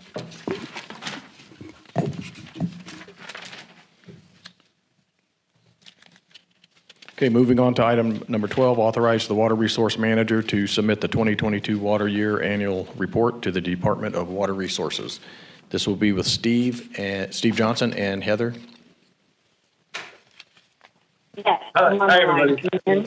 This is Steve. I'm here. I just switched places with Jeff, who's getting back to his spot. Anyway, Heather is online, and just a quick note: this is an important action right now. We need to get this authorized by the board to submit to DWR. Due date is April 1, I believe. And I think Heather's just going to walk through real brief where what's in this annual report and where we're at on comments and any changes that were made. So Heather, when you're ready. Yes, I'm ready. I hope you do have the presentation pulled up. First slide on background. As Steve said, this is a SGMA requirement. It's due April 1st each year. The first draft of this annual report, as a reminder, was distributed on November 18th for review. And I did make a comprehensive presentation to the board at the December 14th, 2022 meeting. We did revise the draft and incorporate the comments that we received in that first comment period. And we provided that draft and presented that to the board on February 8th of 2023. At a board member's request, we did open it up for additional comment period and extended that period to February 20th, 2023, so that there was additional time to review those changes. In that second extended comment period, we did receive some minor comments from the water district consultants. Was their second round of commenting. We had already incorporated their first round of comments. Next slide. All the comments and suggestions were very helpful. We do appreciate each time we receive comments so that we can improve the reports. And each year, these reports have been improved upon as we incorporate more of these comments. I do want to stress that none of the comments that we received required any substantial revisions to the initial draft that was distributed in November. No conclusions were altered from that draft as well, but we certainly made minor improvements as we incorporated them. Next slide. We did include now in this draft an additional summary figure. It may look familiar. We have included this in previous annual reports before. This figure more presents lots of data in a consolidated single graph. So the data itself really isn't new, but it's presented in a different way. We did revise Appendix E to include the estimated change in groundwater storage starting in water year 2016. So we added those additional years to that table just for more clarity since we did have that data. Next slide. For continued tasks, I have presented this to you before, but we are working on the 5-year GSP update. That's our current task is due in January of 2025, which will be here before we know it. So there's lots of work that we need to do on this report. The CMP process, that's the numerical model updates, that's still continuing. We are updating the plan, incorporating the recommended corrective actions from DWR's review of the GSP. We're working on that, and we will be engaging with the TAC and PAC as necessary and as we have those components completed. Next slide. So the recommendation from staff is that the board authorize the Water Resources Manager to submit this water year 2022 annual report to DWR. Thank you. Bush. Thank you, Heather. We'll bring it back to the board for any discussion. I would just like to thank Heather for giving us the chance to look at it, and I do want to agree with one of your slides that each year the report has gotten better.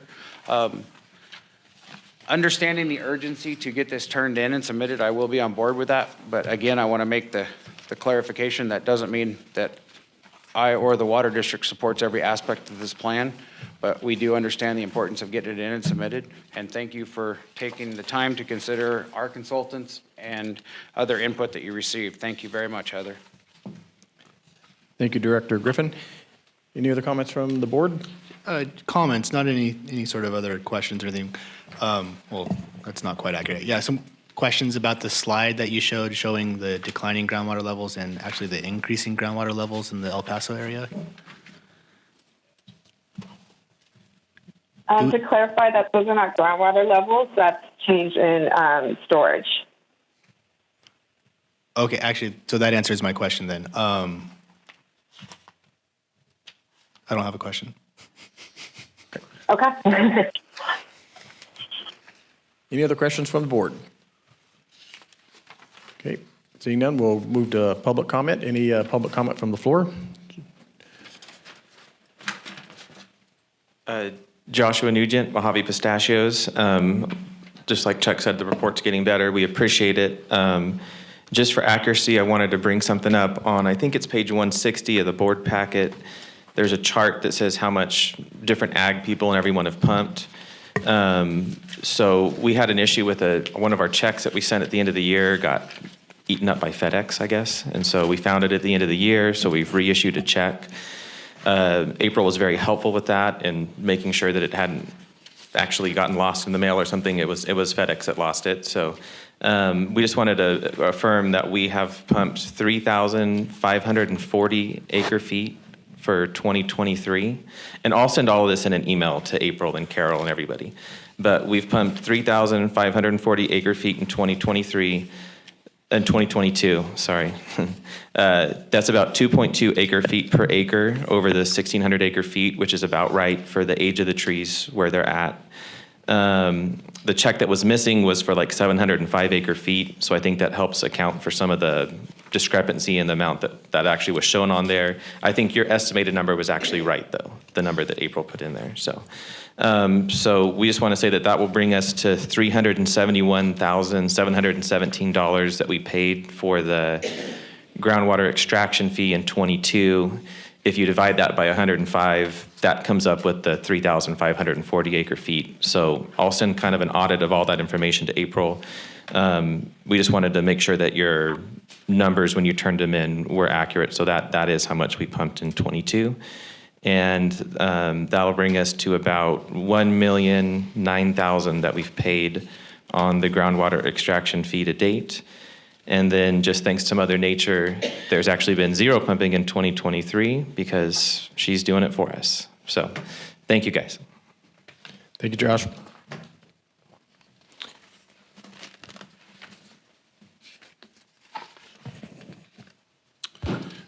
Don Decker again.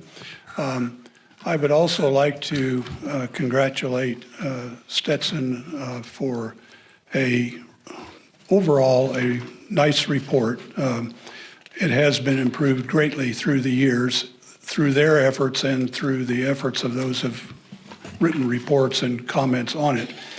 One thing that I haven't actually seen it except for the slide that was shown here, the El Paso Basin, if that slide shows what I think it does, the El Paso Basin has not increased its storage, at least not in a permanent way. A few wells in the north end of the basin show an increase, standing water levels, static water levels show a rising water level that coincides with the LADWP release of water in March of 2019. It's not something that's going to continue if is what's going on, and that needs to be noted. The report, as I saw, read it before it was sent back into the Stetson community, made no mention of that. So we can't get excited about something that's a one-time deal that really wasn't Mother Nature. Thank you. Thank you, Don.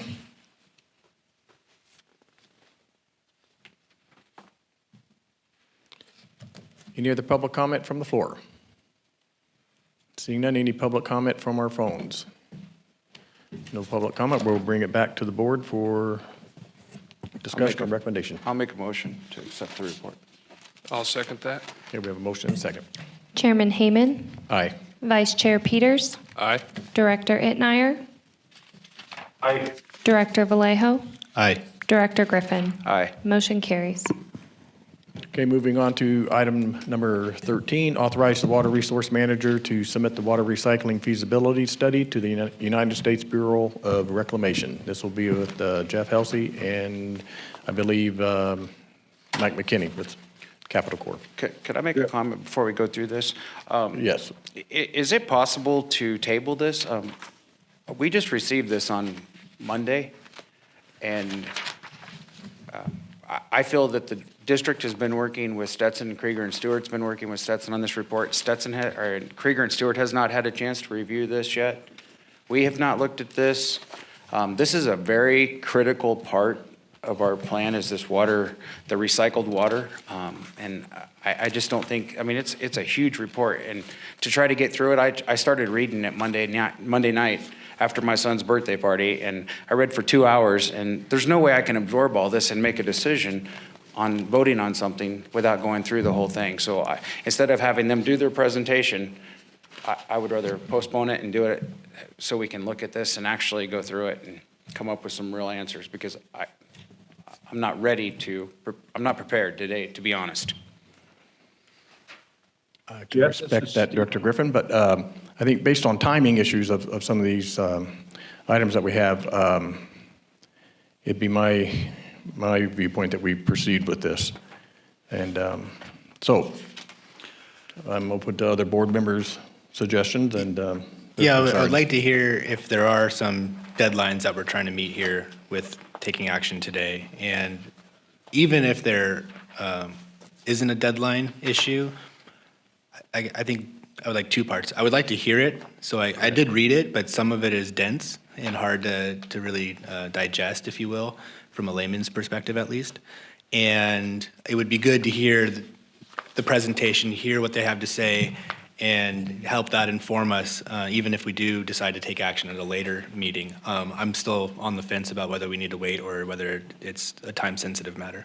that's exactly my concerns too, Director Vallejo, so I appreciate your comment.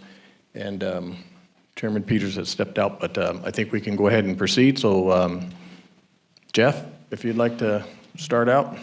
Yes, thank you. And I will address the issue about the time sensitivity with this issue and acknowledge that it is a very big document and we just got it to, it's undergone some reviews that delayed it in getting out. Jeff, we can barely hear you, so if you can talk either louder or closer. Okay. There you go. Better? Yeah, That's better. Much better. Oh, interesting. Okay. I do have a slide presentation, if that can be brought up. Thank you. So the Bureau of Reclamation, they have a Title 16 program that funds design and construction of recycled water projects. The program, it was funded by $1 billion appropriated by Congress in 2021. So it's a well-funded program. They have a couple of different programs there. They've got a reclaim and reuse program and a drought response program that provides funding. Capital Corps had identified this as a potential source of funding, had met with Bureau of Reclamation staff, and after describing our project, the staff of BOR indicated that we are eligible to submit a feasibility study. And the funding requirements, and here's where I'll get to the timing. To get funding out of the Title 16 program, you have to submit a feasibility study, and Bureau of Reclamation has to review it and conclude that it meets all of the requirements of a feasibility study under their program. There's a specific guidance manual that has the requirements in it. And if your feasibility study is approved, then you can submit applications to get funding. And this is where the timing comes in. To get funding in the next federal fiscal year, BOR has to approve this feasibility study by June 30th of this year.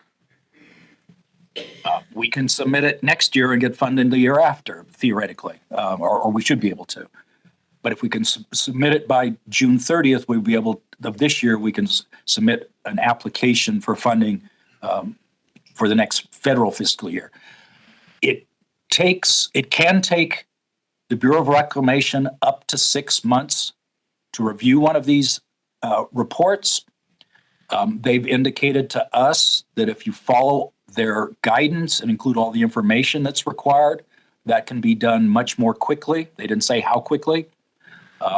We have followed the guidance documents very closely, so we think their review should be expedited, but we don't know how quickly they can do that. So that's where the timing issue comes in. If we delay another month, will they be able to review it, and will we be able to apply for funding next year? Jeff, may I interrupt? This is Michael McKinney. To make it very simple for the board, the Title 16 program, the $1 billion that was authorized and appropriated by the Congress, is in its third year of a third of 5 year in funding. Fiscal 24 marks that third year. Funds will be expended by fiscal 26, which of course gets appropriated in the calendar year 2025. The issue with waiting or being pushed over is that every year the program is being drawn down, and this is the last of the large appropriations in the fiscal year. It does take some time for the Bureau of Reclamation to look at this and approve it. The earlier we are in, the greater the chance we have at receiving those funds. I absolutely agree with the director that this is a critical document to be reviewed and to be discussed. It is one of the major federal funding sources for the water recycling plant that will do either planning and construction. So it can do both of those. Now, we have applied for planning grants from other sources, meaning the $5.3 million that it requires to get us through environmental permitting for the water recycling facility. But this is the major federal funding program that deals with construction. The project may require congressional authorization after approval of the feasibility study. I'm not sure at this point if it would, or if it would simply go into U.S. Bureau of Reclamation's project list and be included in the upcoming WIN legislation, which WIN, excuse me as I stall for a second, stands for Water Infrastructure Improvements for the Nations Act. So it could go into that as an authorization, or it could go straight into their project list. Those are your only considerations for timing at this point, is being able to access the funds that were authorized and appropriated under the infrastructure bill.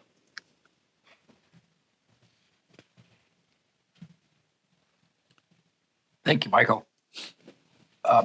I'll continue if there's no question to Michael. If we can go to the next slide. So these are the required components of a Title 16 feasibility study. As I mentioned, we've followed, included all of those. Go to the next slide. The board had previously authorized the water resource manager to conduct an alternatives analysis on the recycled water project. We had some conceptual projects in the GSP. During last year, we spent some time with the water district's consultant, Krieger and Stewart, and the city, evaluating those alternatives further. That alternatives analysis actually concluded that a deep injection, advanced treatment and deep injection of recycled water was the most feasible project. That alternatives analysis was for the purpose of giving the groundwater authority, picking a project so we could move forward with it. This feasibility study is really more for the Bureau of Reclamation's purposes to review our project and the alternatives to our project, so they can make a determination whether it's eligible for federal funding or not, or should be eligible for federal funding. So we have a slightly different audience here. We did use a lot of the information out of that alternatives analysis we'd already completed to complete portions of the feasibility study. But some, I think, very valuable additional work has been done here. We've got much more detailed cost estimates on the alternatives and more, I think most importantly, on the preferred alternative on the deep injection project. We've got much more detailed cost estimates on that now. We did utilize Trestle Technologies, who are very well-known water and recycled water treatment and permitting experts to assist us with cost estimating and some of the other requirements of the report, such as identifying research needs. Go to the next slide. So as I mentioned, we used a lot of information that was already in the alternatives analysis for the alternative section that required here. And one of the alternatives we looked at was a tertiary treatment of the recycled water and use for landscaping. The city's new wastewater treatment plant will treat the wastewater to what we call a secondary treatment process.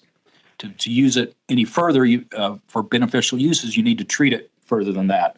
So for landscape irrigation, tertiary treatment is required. So we evaluated an option that had tertiary treatment and landscape irrigation. Because we had it in the original alternatives analysis, we included a tertiary treatment and surface spreading for groundwater recharge alternative. Although I want to note here that the Indian Wells Valley Groundwater Authority's Technical Advisory Committee had received a report that Steve Reich and our staff had prepared on feasibility of doing groundwater recharge through surface spreading. It was a review of prior studies and the pilot study that the Water District had done at one time on surface spreading, what's happened in other basins, and some other information. That was presented to the Technical Advisory Committee. The report recommended that to really determine if it was feasible or not, there was a great deal of field work that was going to need to be done. Borings, monitoring wells, exploratory wells, pilot studies.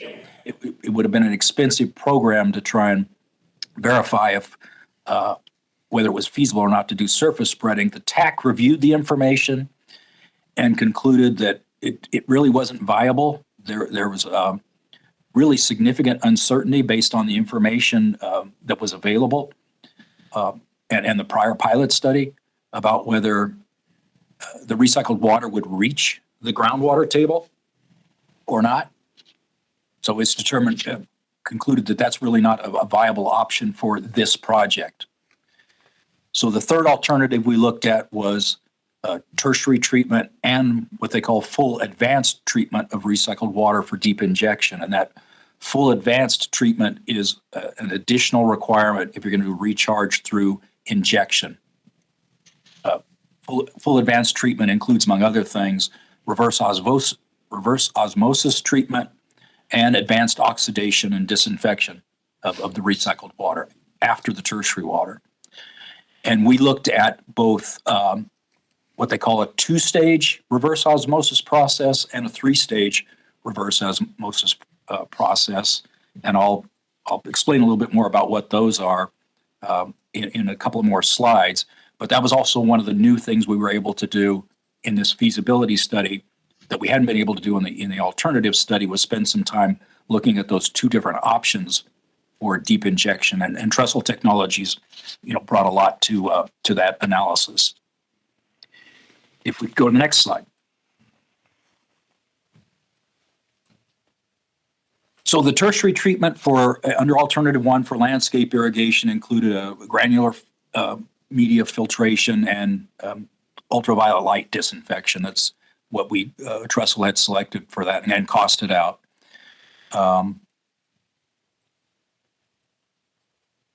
There was about 144 acres of landscaping that had been identified for irrigation. That only utilized about 1,124 acre feet of water a year. That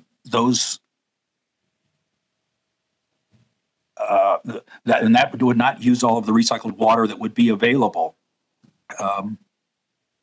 The year that the city is anticipating they'll have their wastewater treatment plant completed, it's estimated that there'll probably be a little over 2,000 acre feet of secondary wastewater available that could be further treated and used for landscape irrigation or other beneficial uses. And we'd only be using a little over half of that initially. And as the water demands go up and the wastewater availability goes up, there's even more that we wouldn't be able to utilize through landscape irrigation. And with the secondary treatment, for the alternative two with the surface spreading, we had the same treatment process because we needed treatment.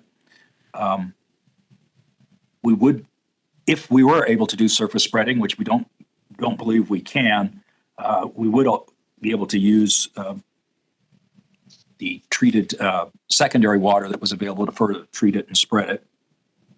And if we could go to the next slide.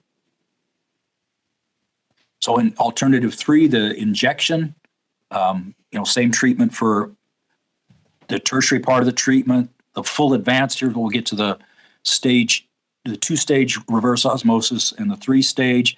Basically, you pass the recycled water through the membrane filter, and it lets clean water pass through the filter, and it rejects the salts, and some of the water that you're treating actually gets rejected with that too, salts and other constituents. And to utilize more of the water, you take the rejected water with the salts in it and pass it through another stage of RO, and that way you get more product water out. So it's common to have either a two-stage pass or a three-stage pass to maximize the amount of recycled water you end up with at the end of it. And this shows that if we do a two-stage RO, we end up with 2,513 acre feet of water we can inject, and that's the ultimate of the time frame we looked at out in 2070, which is the planning period for our GSP. We get about 2,500 acre feet. If we do a three-pass RO, we end up with almost 2,800 acre feet of recycled water we can use. And in a basin where we're looking at every acre feet of new water that we can find, an additional, almost 300 acre feet of recycled water could be very beneficial. So we were able to look at that in a lot more detail on this analysis. So if we go to the next slide, not sure how well that shows up for everybody in the room or watching on the internet, but this has the capital cost for the three. It ranges from $60 million for the tertiary treatment and landscape irrigation, up to $140 million for the three-stage full advanced treatment with deep injection. We've got the the way the Bureau of Reclamation in Title 16 wants to look at all this, they want to look at the analysis based on the full capacity of the system. So we came up with O&M costs, and here you're looking at 30-year O&M costs, the 30-year total, that is O&M plus amortized capital cost. And we got a total annual cost. We got it down to a per acre foot cost, which went, if we could do spreading, it was around $1,000 an acre foot. The landscape irrigation was $22,350. A two-pass RO is about $3,000 an acre foot, and three-pass RO comes out to about $2,900 an acre foot. So on an acre foot basis, a little bit cheaper, and we get 10% more water out of it. So if we could go to the next slide, I'll wrap things up here. And there's a section on selection of the proposed alternative. And as we mentioned with alternative one, we don't use all of the recycled water that would be available. And that's one of the key things we need to do. So that's not a favorable alternative for us. Alternative two, surface spreading of recycled water, very uncertain, that is not feasible in this basin. So that isn't our preferred alternative. But alternative three, the deep injection, it meets our goal of using all the water.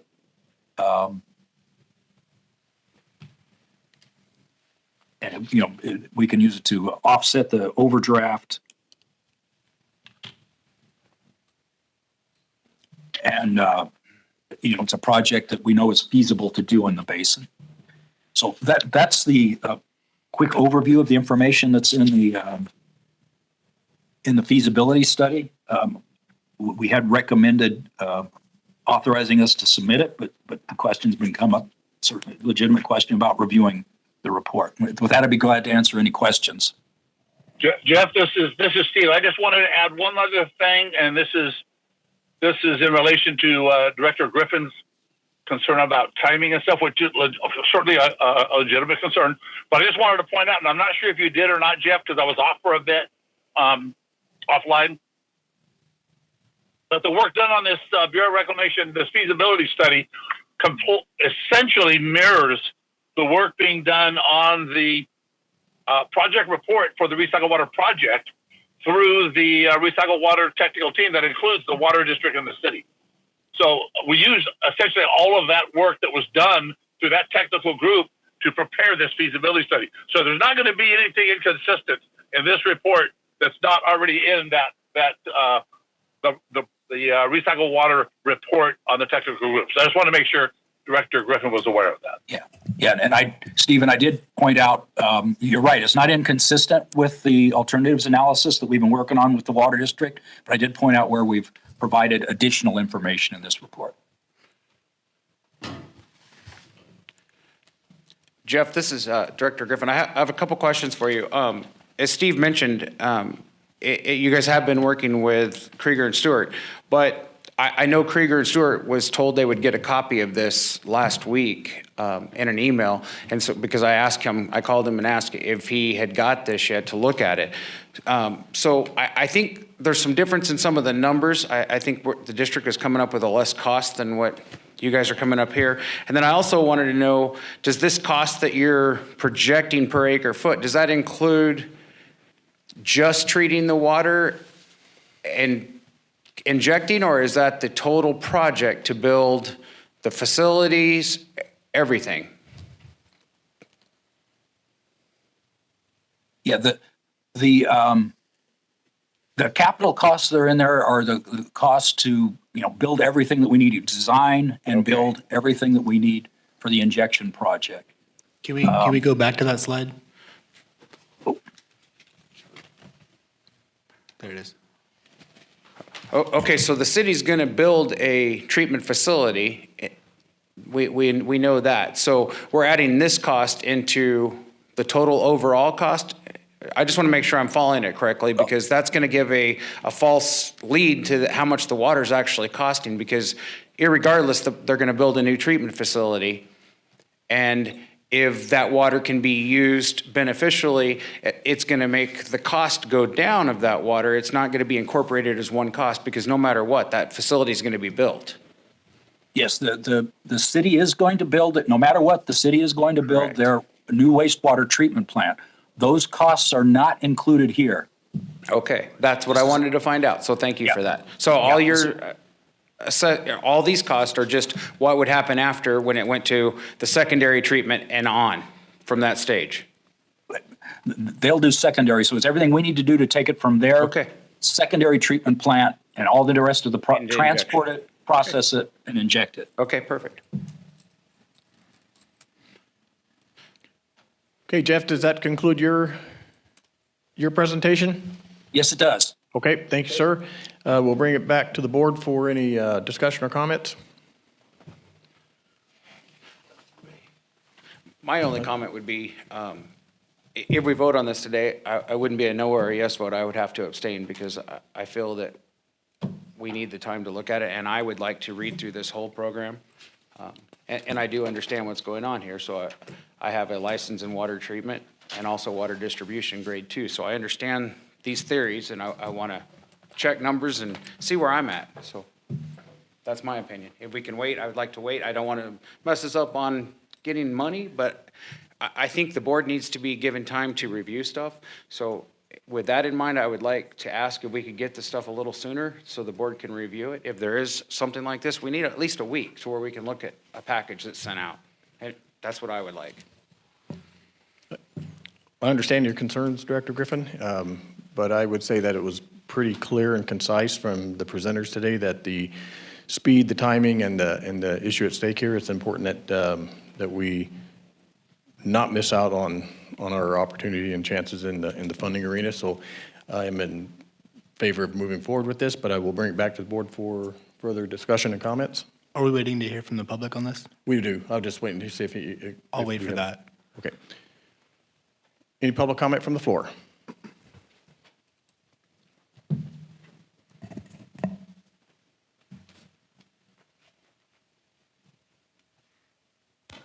Judy Decker again.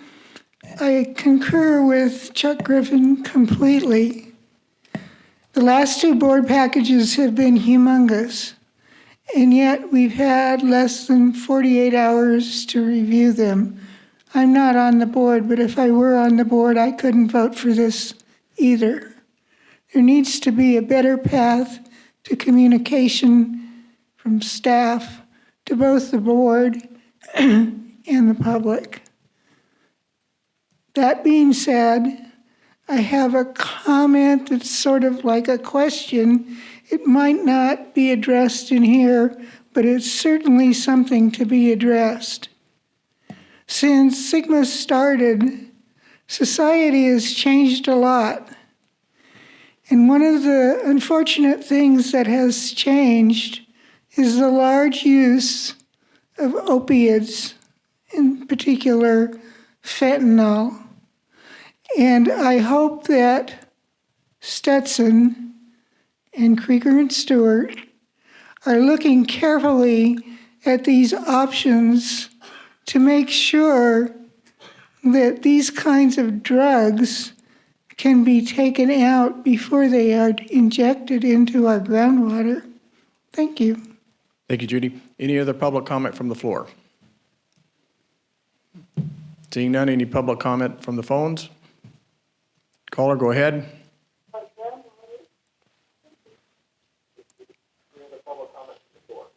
Caller, go ahead.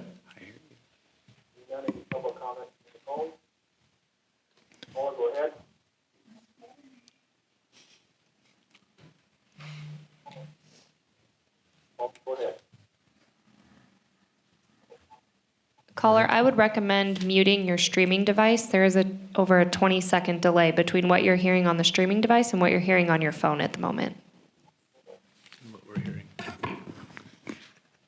Caller, I would recommend muting your streaming device. There is over a 20-second delay between what you're hearing on the streaming device and what you're hearing on your phone. Okay, caller, we are unable to hear you, so if you could mute your streaming device, otherwise we're going to, you can call back and try again. We will move to the next caller. Okay. We'll give just a few seconds here, but see if we get a reattempt.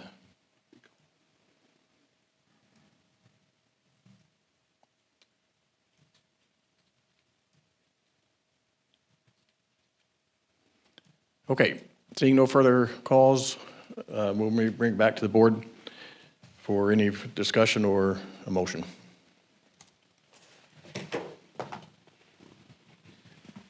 I agree with Director Heyman that there is a need to get this done quickly, but to Director Griffin's point, we do need some time to go through this. So I guess this question would be for either Jeff or Steve. If we did wait to approve this at the next meeting, would that interfere with the timing of this grant? there's an unknown about how long it will take the Bureau of Reclamation to review this. The longer we wait, the greater the chance that they won't have to review it and we'll get delayed a year. And as I think Michael McKinney pointed out, that's a whole year of appropriations that we'll give unto other people and reduce the amount that might be available to us in the future. So I can't give you an exact answer to that because the Bureau's review time is an unknown. Yeah, well, we had heard earlier that it takes 6 months standard, but if you follow their guidelines, possibly quicker. We're obviously within that 6 month window because I believe the June 30th is their deadline to approve it. Yep. So, fair enough. Thanks, Jeff. With that being said, I'll make a motion that we approve this today, but with the understanding, hopefully, that for projects like this going forward, we can get them a little bit earlier than we have been, so we get some more time to review those, because I do understand that concern. I'll second. Okay. We have a motion and a second. Chairman Hayman. Aye. Vice Chair Peters. Aye. Director Itmeyer. Aye. Director Vallejo. Aye. Director Griffin. Abstain. Motion carries. Okay, moving on to item number 14, Water Resources Managers Report. And that will be Thank you, Steve. Thank you. Yeah, it's me. Jeff's going to actually walk through the written report. Should only take about 5 minutes. Jeff's way faster than me. Couple quick things. One is for Director Griffin. If you have a chance to review it and you have some comments, please don't hesitate to get them to us, because working with Mr. McKinney or Michael McKinney, if there's something we need to do in response to comments, I don't know whether we can or not, but certainly get those comments to us, and we'll work with you on that. So that's one thing. Second thing, I want to thank the board very, very much for the careful consideration they gave to those shallow well staff reports. Difficult, and I think you guys did a great job. I really appreciate it. And Jeff is going to walk through the written Water Resource Manager report. It's pretty long because we got a lot going on, but he's going to abbreviate that. And I believe Jean may be there to do her portion at the very end, short PowerPoint. So that's my report. Thank you. Thank you, Steve. Thanks, Steve. Steve asked me to just point out a few highlights that are in his written report. So under the Prop 1 update, there's about $120,000 that are under review for payment to the Groundwater Authority by DWR. Under Prop 68, there's about $30,000 that are under review for repayment on our funding. And Prop 1 and Prop 68, they're reviewing those invoices, but we've submitted the closeout documents for that, including the retention, our invoices for the retention that they've been holding. And that's about $220,000 between the two. On the Sigma Implementation Round 1 grant, we've submitted invoices for that total about $430,000 that are under review. Under the Sigma Round 2 implementation, I think we reported previously, we submitted an application, presented it to the board, and submitted a grant application for about $9 million. We submitted that back in the middle of December, still under review by DWR, I haven't heard. We also submitted an urban community drought relief program update grant application for a little over $10 million that's still under review. Heard about the recycled water today, imported water. We did an alternatives alignment that the board had seen presentations on. We've got the final technical memo, kind of wrapping that up, that staff is reviewing now. And we hope to get that reviewed and distributed as a final here in the next few weeks. We kicked off the design phase of the project, the preliminary design, with Provost and Pritchard, and had a kickoff meeting on March the 3rd. We have kickoff meetings for the environmental services, and environmental services actually later today. We have a kickoff meeting on that for the imported water pipeline. And then the right-of-way kickoff meeting is for the pipeline is tomorrow.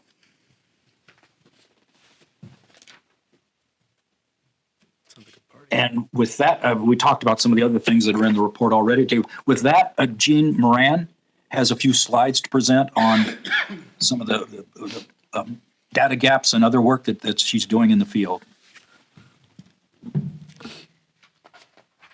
Good afternoon. It's already changed over, hasn't it, by an hour? So I have 3 slides, and these are status of the data collection and management of the basin. The first slide is that there are 3 people out in the field right now collecting groundwater levels throughout the basin. We have roughly 180 wells that we collect water levels from, and it's a major effort every March and every October. So that is happening right now. KCWA is in the field today. The Navy completed their water levels yesterday and Monday, and we're sweeping up whatever wells were not collected over by those 2 groups. We're coordinating with BLM. The reason I'm here this week is I have 2 meetings set up with them. We're cleaning up some of the access agreements. There's 23 monitoring wells on BLM land. They've never had right-of-way access agreements. So we are setting that up with them so that that piece of the monitoring plan is clean. We're also working with them on permitting the replacement for the Inya well. We don't have funding yet for that project, but permitting takes time, so we're already setting that part up. We met with the Navy yesterday for a couple hours, working on the groundwater-dependent ecosystems. This is a very coordinated effort. It's part of one of the recommended actions and also one of our data gaps that we have discussed with DWR. Almost all, there's just a couple groundwater-dependent ecosystems outside of the fence line. Most of them are inside the fence line because that's the discharge area for this basin. And the coordinated effort is the Navy typically supplies the biologist to do transects. We developed a baseline last July. July wasn't the prime month. And we're going for March or April developing these transects so that from year to year, we can look at if pumping and the lowering of water table impacts groundwater-dependent ecosystems. Then we're also evaluating data gap projects. We're looking at wells with, we've coordinated with the city of Ridgecrest for open land where we could develop some projects where there's data gaps for water levels. And we also collected 4 additional water levels. If you look at this map, the turquoise dots are general monitoring well. The orange dots are domestic wells. It's a domestic well owner that lets us go to their well and collect a water level. The yellow dots are nested wells. These are wells that have 3 or 4 piezometers within them, so we get a vertical gradient of what's occurring in the database. But if you look to the northeast, there are 4 to 5 different wells that the Navy went to the last couple days to evaluate to see if we could get more contours up into that area. And then you can also see where there's sort of data gaps in the southeast. So that's what we're addressing with some of this work. The next slide. The configuration management plan was developed to work on updating the model and developing it for the 5-year report. February, it says 9th, I think it was 19th, we had a Teams meeting with the Navy, DRI, the technical modeling group, and we continue to review the AEM data. The purple lines on the right are the flight paths for the SkyTEM data. And we have a geophysical expert that we've called in to look at all that data. And right now what we're doing is we've collected the model grid from DRI, and with this AEM data, we're working in our GIS to put those two together to continue the discussion with the model group. This will influence how we do the structure of the model in the model update. The timeline, you have seen this each month, but we are continuing to review technical data and reports, so this doesn't stop, but the model is starting to be updated. We are in contract with DRI for that.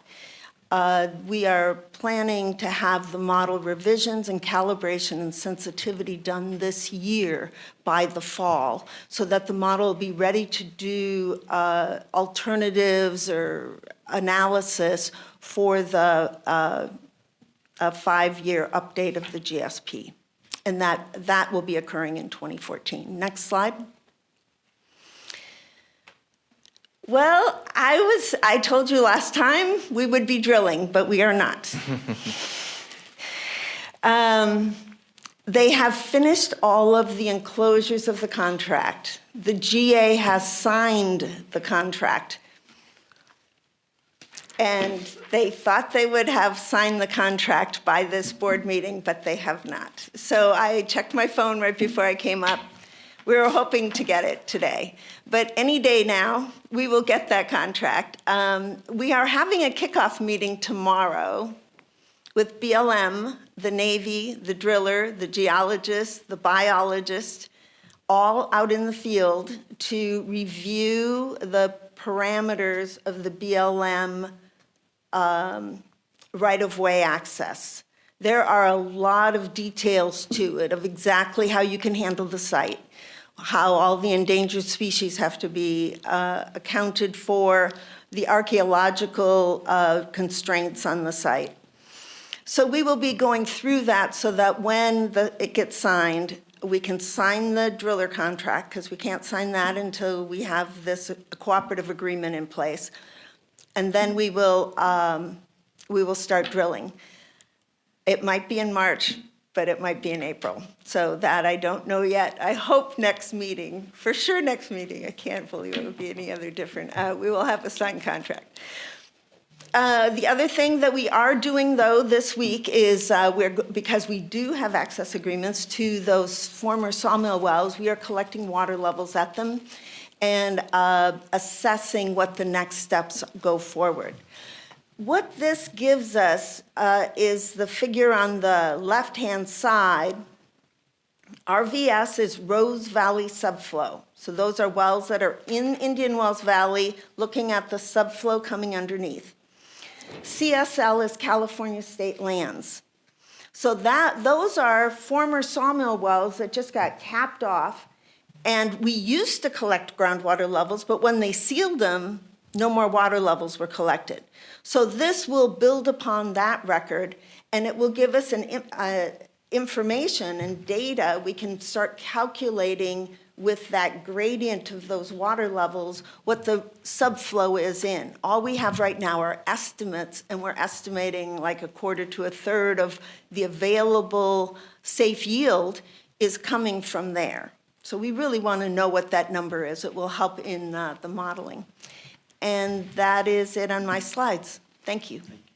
Thank you very much, Jean. Good to see you in person. Okay, we'll bring it back to the board. Any questions or comments for Jean or Jeff or Steve? Okay, seeing none, we'll bring it back to the floor for public comment. Any public comment from the floor?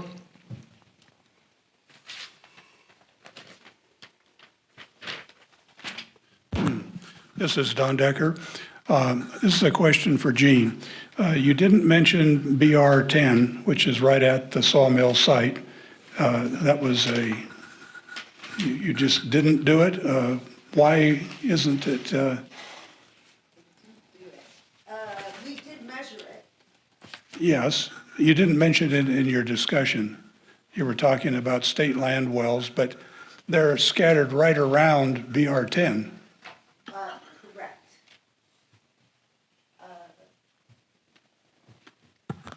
What Donna is asking, if you put up the last slide I had, if you look, you can see the center pivots, but they're, and you go sort of, you see where CSL is. There is a well site, which is the cyan color, that blue color. That is USBR 10. And that is the well that we've been using as our indicator well. But it also has influence from the west, from the Sierras. So we're going to try to tease out all of the water that's coming in there. And that well was drilled, it's USBR 10, and that's a multi-level well. So it also will give us the vertical gradient up there. Thank you, Jean. Any other public comment from the floor? Okay, we'll go to the phone lines. And I see no public comments from the phone, so we'll bring it back to, well, I guess that concludes this agenda item unless there's any other comments from the board. Okay, so moving on to the item number 15, General Manager's Report. That would be the Carol.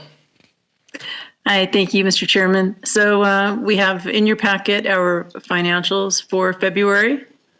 Pretty straightforward and just, 2 months into our new budget year. So let me know if you have any questions there. Otherwise, we will move on to the Capital Core Group monthly report. And I won't spend a lot of time going through it. I think we know they're pretty busy working on imported water supplies for us, putting a lot of effort into seeking federal funds for us, and also now tracking the new legislation in the state. I wondered, though, if Michael McKinney, did you want to add a little bit more to the discussion on the urgency on the USBR study submittal? If the board would like a little additional information, while we were going through this, I looked up the available appropriations amounts. These, of course, are subject to potential rescissions by the Congress and the debt ceiling discussions that are ongoing. But right now, as programmed, we expect the president's budget to include $178 million for fiscal year 24. That is the appropriation amount for this year. And then $145 million to Title 16 in fiscal year 25 and $120 million in 2026. Our only concern, of course, is that rescission or that potential rescission. I have no way of knowing if that's even on the table in those discussions at this particular moment in time. And then the other thing that we are concerned about is that Title 16 being substantially oversubscribed, which will push projects into future years that are outside the infrastructure bill's appropriations. We do not have a normal appropriations process, which is noted in our report at this moment in time because of the debt ceiling discussions. We expect the president's budget on Thursday, and we do not expect appropriators to even begin looking at the U.S. budget until those debt ceiling negotiations have been resolved and the debt ceiling has been addressed in statute. Beyond that, on the state side, we are following a number of priority bills that staff and I are working on. The California Defense Community Infrastructure Program bill is back. It is AB 444. We are working to support that. And then there are a number of SGMA-related bills that are also included in your report or included in last month's report that we can answer any questions on if you'd like. Any questions before I move on? None. Okay, great. Thanks, Michael. And then the last item for my report is I just wanted to kind of circle back on our communications and engagement plan. As you know, our PAC revisited the plan and put together some really good recommendations for improvements. And I wanted to make sure that that the board knew and that the PAC knew that we weren't setting those aside. We were taking their hard work very seriously. And now that they've made their recommendations and taken into consideration the work that the DWR consultant did, we'll be going back and taking a look at those recommendations and looking to see what makes sense for us to implement, what the budget considerations will be, and what we're able to put into place here within the next year or so. So that's forthcoming. And that's all I have. Thank you very much, Carol. Any questions from the board? None? Public comment from the floor? None. And any public comment online? None. Okay. So with that, item 16, date of our next meeting, which will be April 12th. And this meeting is adjourned.